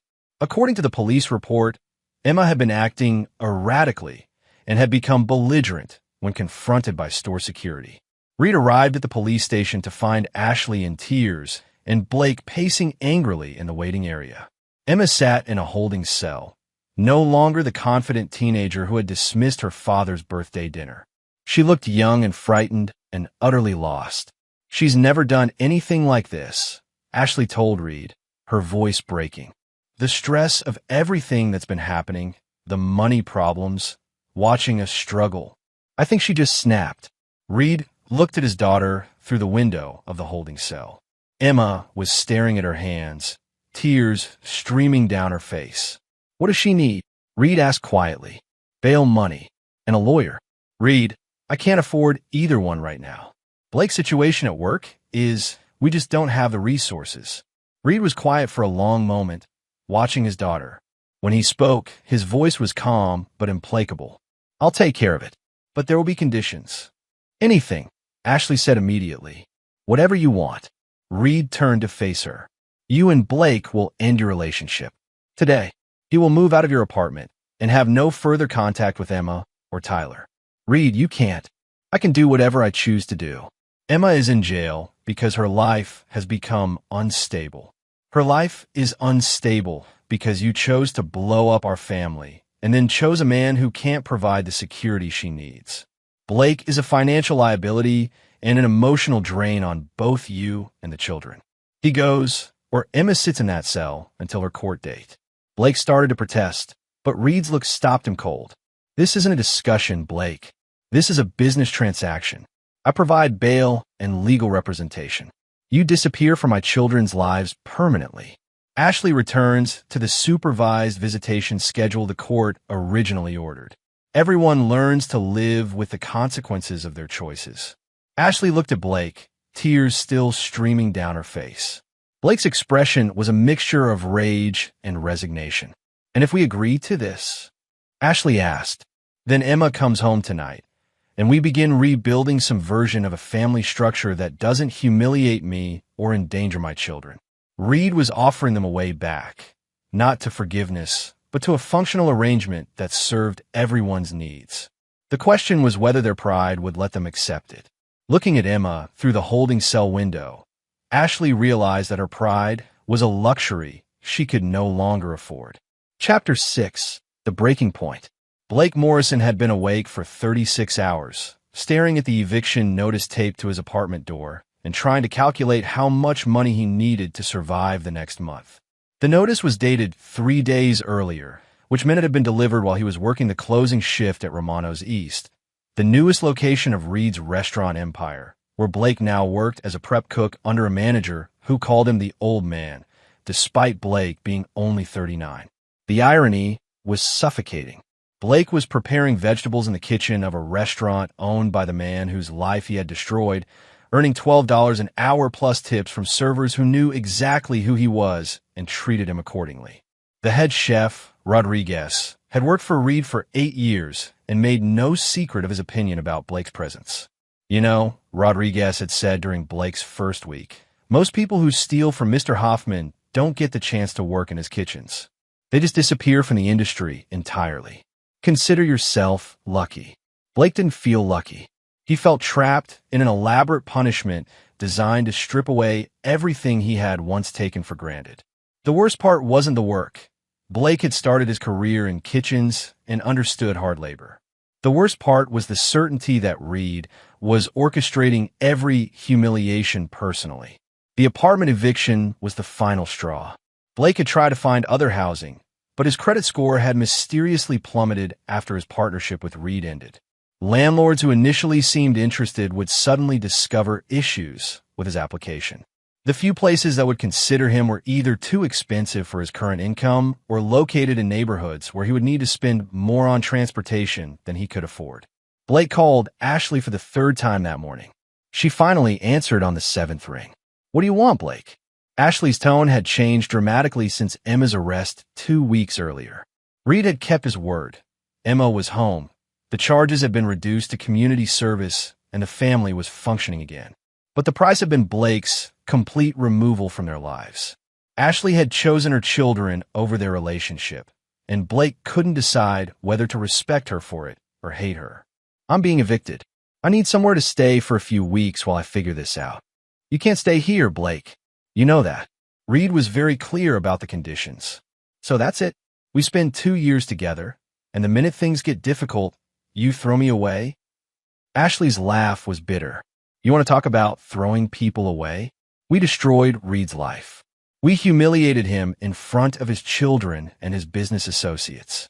We stole 15 years of marriage and partnership and used it against him. Now you're surprised that there are consequences. You didn't seem to mind the consequences when you thought Reed was just going to quietly accept what we did. That's because I didn't understand who Reed really was. I thought he was weak. I thought his kindness meant he couldn't hurt us. I was wrong about everything." Blake could hear Tyler in the background, asking Ashley something about dinner plans. Normal family, sound from a life Blake was no longer part of. "Ashley, I'm about to be homeless. Doesn't that matter to you at all?" "Of course it matters. But my children matter more. Emma is seeing a therapist now, trying to understand why she thought shoplifting was a solution to stress. Tyler is having dinner with his father every week, trying to rebuild their relationship. My family is healing, Blake. I'm not going to risk that for anyone." Blake hung up without saying goodbye. He sat in his nearly empty apartment. He had sold most of his furniture to pay rent and tried to figure out what Reed wanted from him. The systematic destruction of Blake's life was too thorough to be mere revenge. Reed was building towards something, and Blake was beginning to suspect that his complete humiliation was just the opening act. Blake's phone rang. The caller ID showed a number he didn't recognize, but when he answered, Reed's voice was unmistakable. "Good morning, Blake. I understand you're having housing difficulties." "How did you—" Blake started, then stopped. "What do you want, Reed? I want to offer you a solution. I own several residential properties. I could arrange for you to rent a room in one of them." "Why would you help me?" "Because I want something from you. And because I think you're finally ready to understand the position you're in." Blake closed his eyes. "What do you want?" "I want you to disappear. Completely. I want you to leave the state, change your phone number, and never contact Ashley or my children again. In exchange, I'll give you enough money to start over somewhere else. Clean slate. No further harassment from me or my associates." "How much money?" "Enough to rent an apartment, buy a car, and live modestly for 6 months while you find work. Probably around $40,000. Blake was quiet for a long moment. $40,000 was more money than he would make in 2 years at Romano's East, and it represented genuine freedom from Reed's systematic campaign of humiliation. "And if I don't take your offer, then you continue living in the world I've created for you.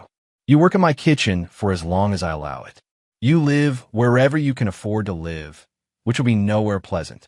You watch Ashley and my children rebuild their lives while you remain a cautionary tale about the price of betrayal. This is insane, Reed. You're destroying people's lives over a marriage that was already broken." Reed's voice hardened. "Our marriage wasn't broken, Blake. You broke it. You took something that wasn't yours and convinced yourself you deserved it. Ashley was my wife. My home was where you violated my trust. My children were who you tried to replace me with. Nothing about this situation is equal. You're the thief. I'm the victim. The only thing insane is that you think you should be able to steal from me without consequences." Blake looked around his empty apartment, considering his options.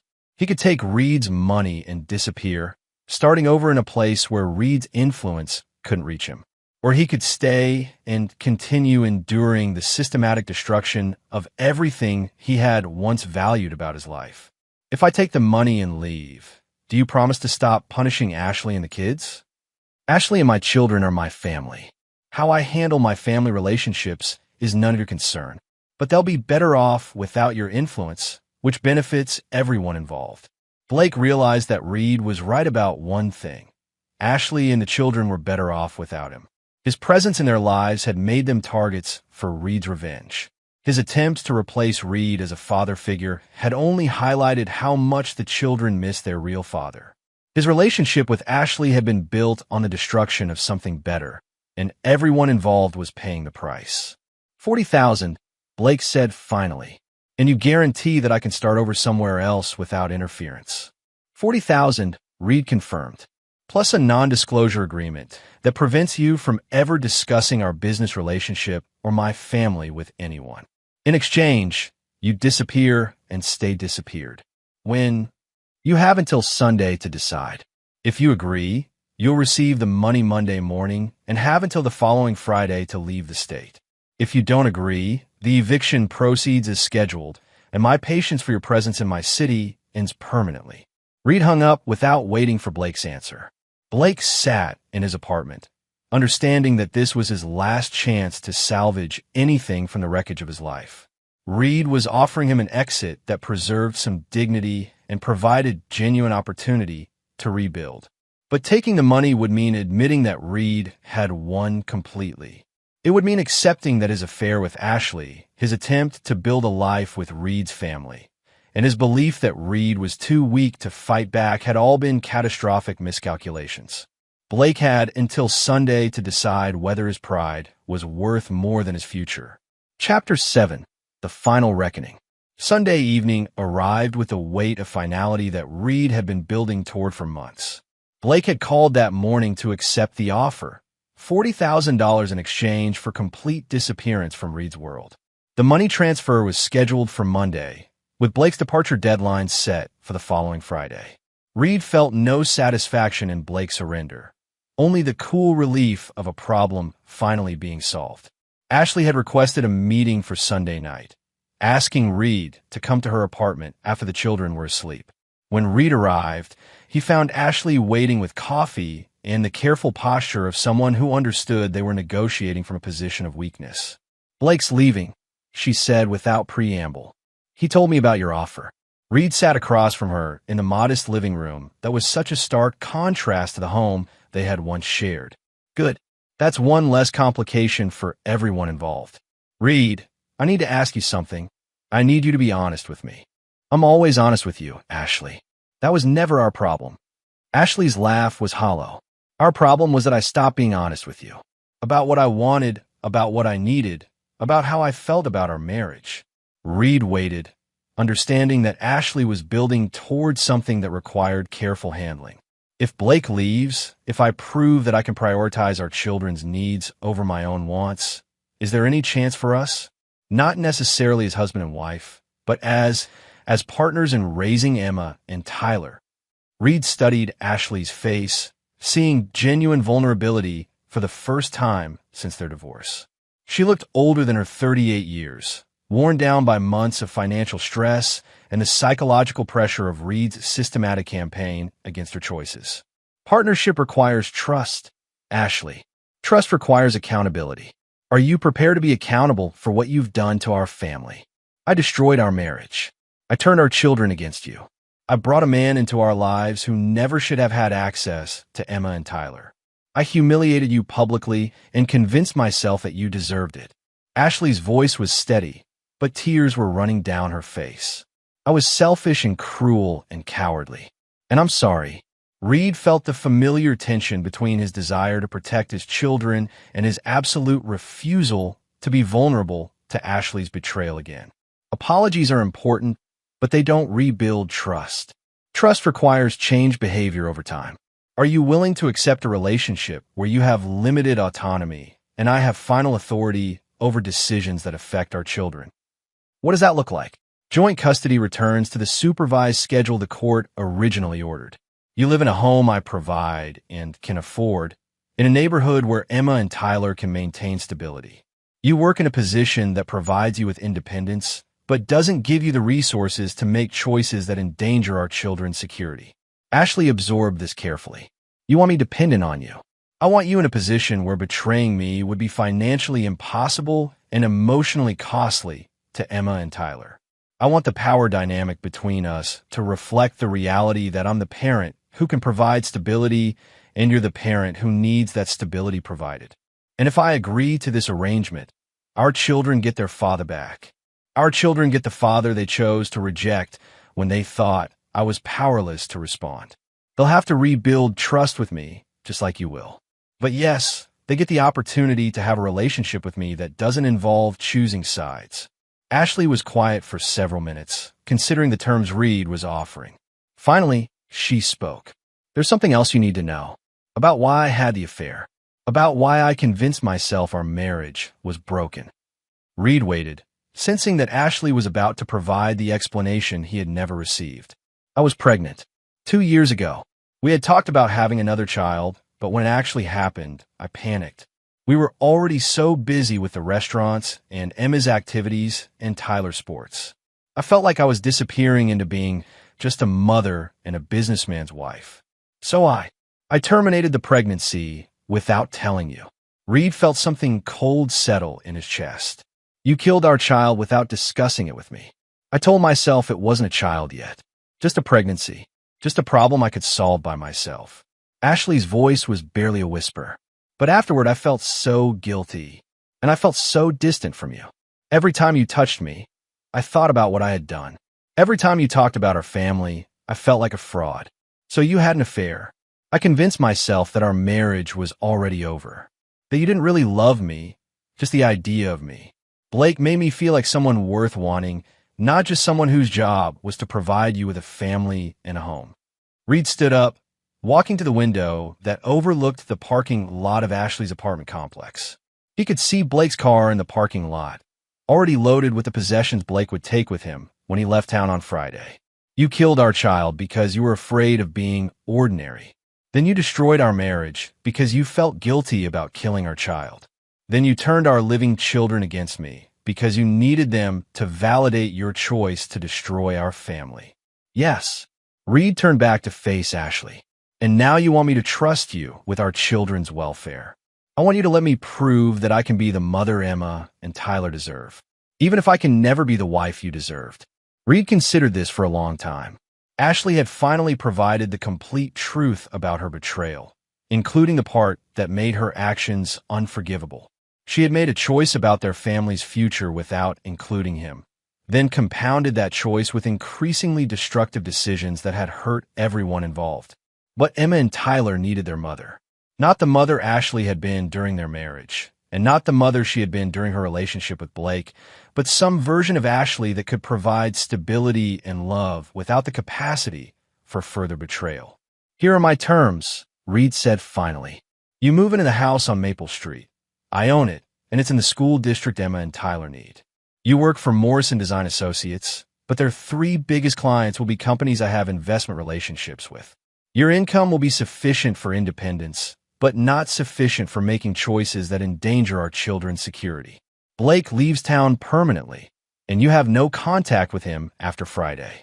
You attend family therapy with Emma and Tyler to address the damage your choices have caused. And you accept that any future relationship you have with a man requires my approval." Ashley stared at him. "You want veto power over my dating life. I want assurance that you won't bring another Blake Morrison into my children's lives. The man who shares your bed has access to my son and daughter. I will not allow that access to be granted to someone who hasn't been vetted by the person responsible for their safety. And in exchange, our children get to grow up with both parents available to them. You get to rebuild your relationship with Emma and Tyler. And I get the peace of mind that comes from knowing you can't betray our family again because you don't have the resources or opportunity to do so." Ashley nodded slowly. "When do we start?" "We started months ago. This conversation is just you finally understanding the terms you've been living under." Reed left Ashley's apartment with the satisfaction of having solved the final piece of his revenge puzzle. Blake would disappear, Ashley would accept a subordinate role in their children's lives, and Emma and Tyler would learn that betraying their father came with consequences that reshaped their entire world. But the real lesson wasn't about punishment. The real lesson was about power, who had it, how it was used, and what happened when people mistook kindness for weakness. Reed had been kind to his family for 15 years. He had been generous, forgiving, and accommodating, and his family had used that kindness against him, treating his love as a guarantee that they could hurt him without consequences. Now, they understood the difference between kindness and weakness. Reed was still capable of love, still committed to his children's welfare, still willing to provide for his family's needs.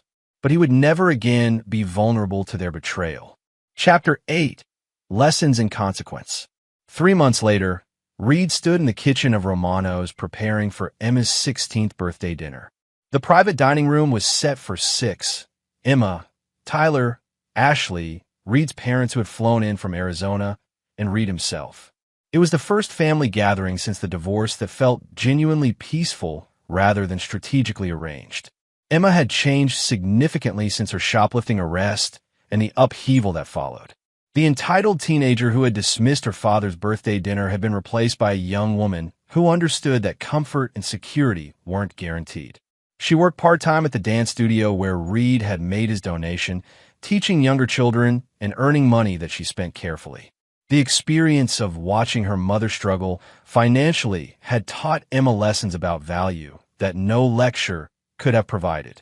Tyler had rebuilt his relationship with Reed through their weekly dinners, conversations that gradually moved from careful politeness to genuine connection. Tyler was learning to appreciate his father's intelligence and business acumen rather than taking them for granted. The baseball season had ended with Tyler receiving a partial scholarship to a prep school that would position him well for college recruitment, an opportunity that existed because Reed had made strategic calls to coaches he knew through his restaurant connections. Ashley was adapting to her new circumstances with a grace that surprised Reed. The house on Maple Street was comfortable without being luxurious, and Ashley had decorated it with furniture from her boutique days, supplemented by practical pieces that reflected their current budget.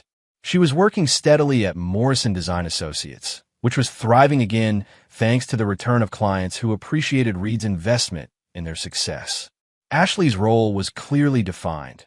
She provided creative services to clients Reed's network brought to the firm, earning enough money for independence while remaining dependent on Reed's goodwill for the opportunities that made that independence possible. The family therapy sessions have been brutal but productive. Dr. Sarah Kim was a therapist Reed had chosen specifically for her direct approach to accountability and her refusal to treat all family dysfunction as equally responsible for their problems. Under Dr. Kim's guidance, Emma and Tyler had come to understand that their choice to humiliate their father at Il Giardino hadn't been a minor social mistake. It had been a fundamental betrayal of the person who had provided everything they valued about their lives. Ashley had been forced to confront the full scope of her destructive choices, including the pregnancy termination she had hidden from Reed. Dr. Kim had made it clear that Ashley's affair was not a symptom of marital problems, but a deliberate choice to destroy something that could have been repaired through honest communication. The fantasy that your affair was inevitable or justified, Dr. Kim had told Ashley during one particularly difficult session, is preventing you from taking full responsibility for the damage you caused. You weren't driven to betray your husband by circumstances beyond your control. You chose to betray him because you wanted something you thought you couldn't have within your marriage. But I felt so disconnected from Reed, Ashley had protested. I felt like I didn't matter to him anymore. Did you communicate those feelings to Reed before you decided to have an affair? I tried, but he was always working, always focused on the restaurants. Ashley, Dr. Kim had said patiently, Reed is sitting right here. Ask him directly whether he would have addressed your concerns if you had clearly expressed them. Ashley had turned to Reed, tears streaming down her face. If I had told you I felt disconnected, if I had told you I needed more attention from you, would you have changed your schedule? Of course, Reed had answered immediately. Ashley, I was working so much because I thought you wanted the lifestyle that required that level of success. If you had told me you preferred more time together to more money, I would have adjusted everything. That conversation had marked the turning point in their family therapy. Emma and Tyler had watched their mother realize that her affair hadn't been a response to an impossible situation, but a response to a situation she had never actually attempted to address constructively. Now, 3 months later, the family dynamic had stabilized into something functional, if not fully healed. Reed maintained control over the major decisions that affected their lives. Ashley accepted her role as the parent who needed stability provided rather than the parent who provided stability, and Emma and Tyler were learning to appreciate the father they had almost lost through their own choices. Reed's phone buzzed with a text message from Blake, sent from a number Reed didn't recognize. Blake had moved to Portland and was working as a line cook at a restaurant that specialized in farm-to-table cuisine. The message was brief. Thank you for the second chance. I won't waste it. Reed deleted the message without responding. Blake's redemption, if it occurred, would happen far away from Reed's family and would require no input from Reed. The $40,000 had purchased Blake's complete removal from their lives, and Reed intended to maintain that separation permanently. Emma appeared in the kitchen doorway, wearing the dress Reed had bought her for the occasion, a sophisticated but age-appropriate outfit that reflected their current financial reality without suggesting poverty. Dad, the cake looks amazing. Did you make it yourself? Reed had indeed made Emma's birthday cake, a skill he had learned during his early restaurant days, but had rarely used once he could afford professional pastry chefs. I wanted this dinner to be personal, Reed said. Your 16th birthday deserves something I made specifically for you. Emma hugged him, and Reed felt the genuine affection that had been missing from their relationship for so long. Dad, I know I haven't said this directly, but I'm sorry. About your birthday dinner, about choosing Blake over you, about not understanding what you meant to our family until it was almost too late. Reed held his daughter, remembering the little girl who used to help him prep vegetables on Sunday afternoons while Ashley read design magazines in the dining room. What matters now is what we build going forward, Emma. The past taught us important lessons, but it doesn't have to define our future. Are you happy with how everything turned out? Reed considered the question carefully. His marriage was over. His family had been restructured around his authority rather than mutual love, and his relationships with his children were based on their understanding of consequences rather than unconditional trust. I'm satisfied, Reed said finally, which is different from happy, but it's enough. Our family is functional now. Everyone understands their role and responsibilities. You and Tyler are getting opportunities to succeed. Your mother is learning to make better choices. That's more than many families achieve. Do you think you'll ever forgive Mom? Really forgive her? Reed looked through the kitchen window toward the dining room, where Ashley was setting the table while Tyler arranged flowers Reed had brought from Romano's garden. Forgiveness isn't the right concept for what happened to our family, Emma. Your mother made choices that changed who she was and who I could be in relationship to her. I can't forgive those choices because they created permanent changes that can't be undone. But I can work with who she is now to provide you and Tyler with the stability you need. And us? Do you forgive Tyler and me? Reed turned to face his daughter directly. You and Tyler are still becoming who you're going to be. The choices you made were hurtful, but they were also learning experiences. If you continue demonstrating that you've learned from those experiences, we'll continue building a stronger relationship. Emma nodded, understanding that her father's love for her was secure, but that his trust still needed to be earned through consistent behavior over time. I want to be someone you can be proud of, Emma said. Then be someone who treats loyalty as sacred, who understands that actions have consequences, and who never takes for granted the people who sacrifice for your benefit. Reed replied. If you can do that, I will always be proud of you. As they prepared to join the rest of the family for dinner, Reed reflected on the strange satisfaction of having rebuilt his family according to his own terms rather than accepting its destruction according to someone else's choices. This wasn't the life he had planned, but it was a life where his value was recognized, his authority was respected, and his love was earned rather than assumed. For Reed Hoffman, that was enough. Chapter 9. The New Order. 1 year after the I.L. Giardino incident, Reed stood in the main dining room of his newest restaurant, Hoffman's Legacy, watching Emma and Tyler serve as hosts for the grand opening celebration. Emma, now 17, moved through the crowd with the poise of someone who understood hospitality as both service and power. Tyler, 16 and considerably more mature than his age suggested, was explaining the restaurant's concept to food critics with an intelligence that made Reed proud. Ashley worked the room as well, but in a different capacity. She was there as the interior designer who had created the space, introduced to guests as the talented woman responsible for Legacy's stunning aesthetic. Her work on the restaurant had been exceptional, combining her artistic skills with a practical understanding of restaurant operations that she had gained through her relationship with Reed. The difference was that now she was credited as a professional contributor rather than simply as Reed's wife. The past year had solidified the new structure of their family. Ashley had proven herself capable of responsible decision-making within the boundaries Reed had established. She was dating someone, a doctor named Michael Stevens, whom Reed had approved after a thorough background check and several carefully arranged social encounters. Michael understood Ashley's complicated family situation and respected Reed's role as the primary authority in Emma and Tyler's lives. Emma and Tyler had both thrived under the structured expectations Reed had established. Emma was finishing her junior year with grades that would position her for admission to competitive colleges, while also working part-time and learning to manage money responsibly. Tyler was excelling academically and athletically, but more importantly, he was developing the kind of character that Reed valued: loyalty, work ethic, and respect for the people who had earned it. The restaurant itself was Reed's statement about the lessons the past year had taught his family. Hoffman's Legacy was designed to be exactly what the name suggested: a place that would endure because it was built on solid principles rather than sentimental assumptions. The staff were people Reed had carefully selected for competence and integrity. The menu featured dishes that Reed had perfected over 20 years in the industry. The location was one Reed had purchased outright, ensuring that no one could ever force him out of the space he had created. But the real legacy Reed was building wasn't the restaurant or the business empire. It was the version of his family that had emerged from the destruction of their original structure. Emma and Tyler were learning to be adults who understood that love and loyalty required demonstration, not just declaration. Ashley was learning to be a partner who contributed value rather than simply consuming it.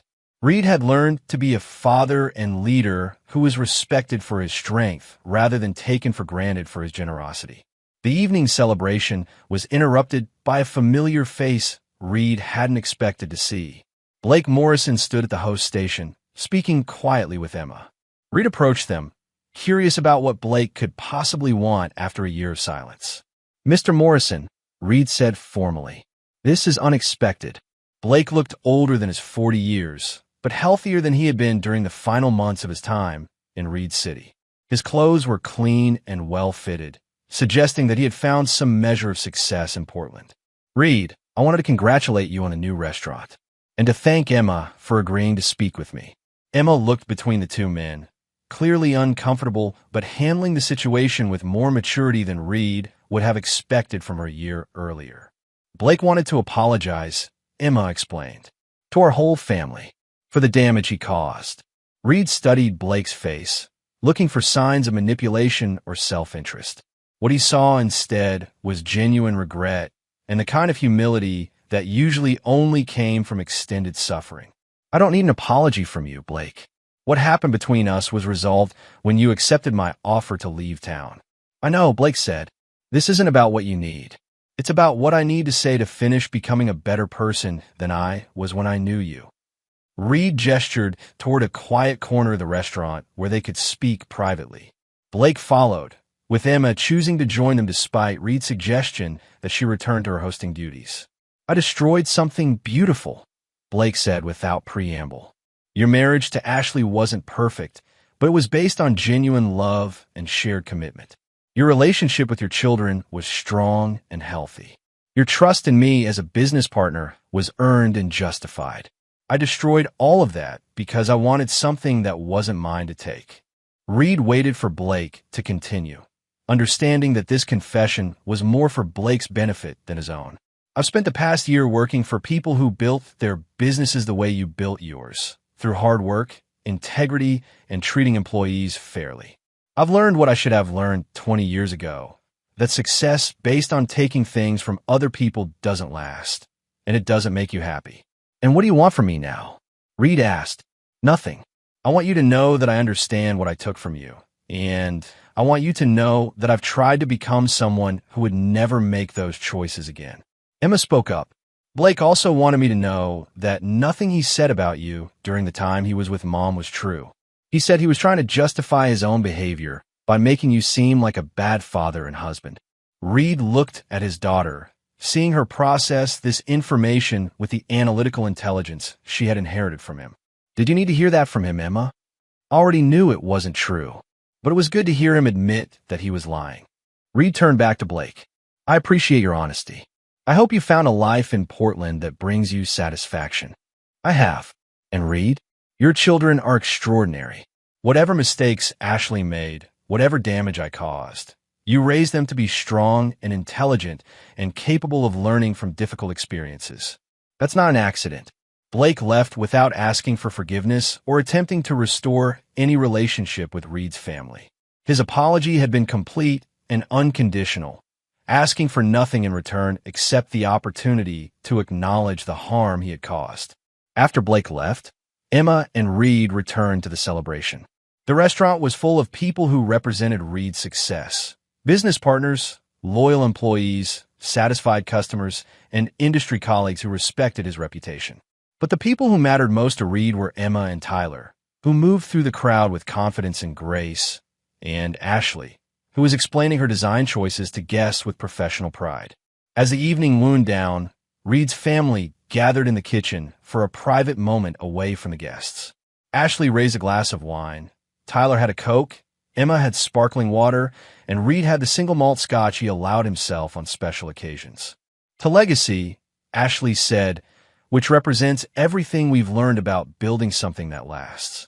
They drank to that toast, and Reed felt the satisfaction of having created exactly what he had intended to create, a family structure that honored his contributions while providing his children with the security and opportunities they deserved. "Dad," Tyler said, "what's next? Another restaurant? Expansion into other cities?" Reed smiled at his son's assumption that success meant constant growth and expansion. "What's next is making sure that everything we've built continues to work the way it's supposed to work. Legacy isn't just the name of a restaurant, Tyler. It's a commitment to maintaining the standards that created our success. And what standards are those? Emma asked. Reed looked at his children, seeing the adults they were becoming and feeling confident that they understood the lessons their family's crisis had taught them. Loyalty must be earned and demonstrated. Trust must be rebuilt through consistent behavior over time. Love without accountability becomes entitlement. And actions always have consequences, even when those consequences take time to develop. Reed's family had been destroyed by betrayal and rebuilt through the systematic application of consequences. The new version was more honest, more functional, and more sustainable than the original. Everyone understood their role, everyone appreciated what they had been given, and everyone knew what they stood to lose if they violated the trust that held their family together. Reed Hoffman had lost a marriage based on false assumptions about unconditional love and found a family based on accurate assumptions about earned loyalty. He had transformed betrayal into opportunity, weakness into strength, and chaos into order. Most importantly, he had taught his children that some people could be counted on to respond to disrespect with strength rather than surrender. In a world where many young people learned that actions didn't have consequences, Emma and Tyler had learned that consequences were inevitable. They just sometimes took longer to arrive than people expected. Reed's legacy wasn't just the restaurants he had built or the business success he had achieved. His legacy was a family that understood the difference between love and weakness, between forgiveness and enabling, and between kindness and surrender. As Reed locked up Hoffman's legacy that night, he reflected on the fact that some bills truly couldn't be paid with money. The bill for betraying someone who loved you could only be paid with consequences that change your life permanently. The bill for taking loyalty for granted could only be paid with the loss of that loyalty until it was earned again through consistent demonstration of worthiness. Reed had collected on those debts in full, and in doing so, he had created something better than what had been destroyed. His family now functioned according to principles that would protect them from the kind of destruction that had once threatened to eliminate everything Reed valued. The price of betrayal had been paid by the people who chose betrayal. The reward for learning from that betrayal belonged to the people who had been strong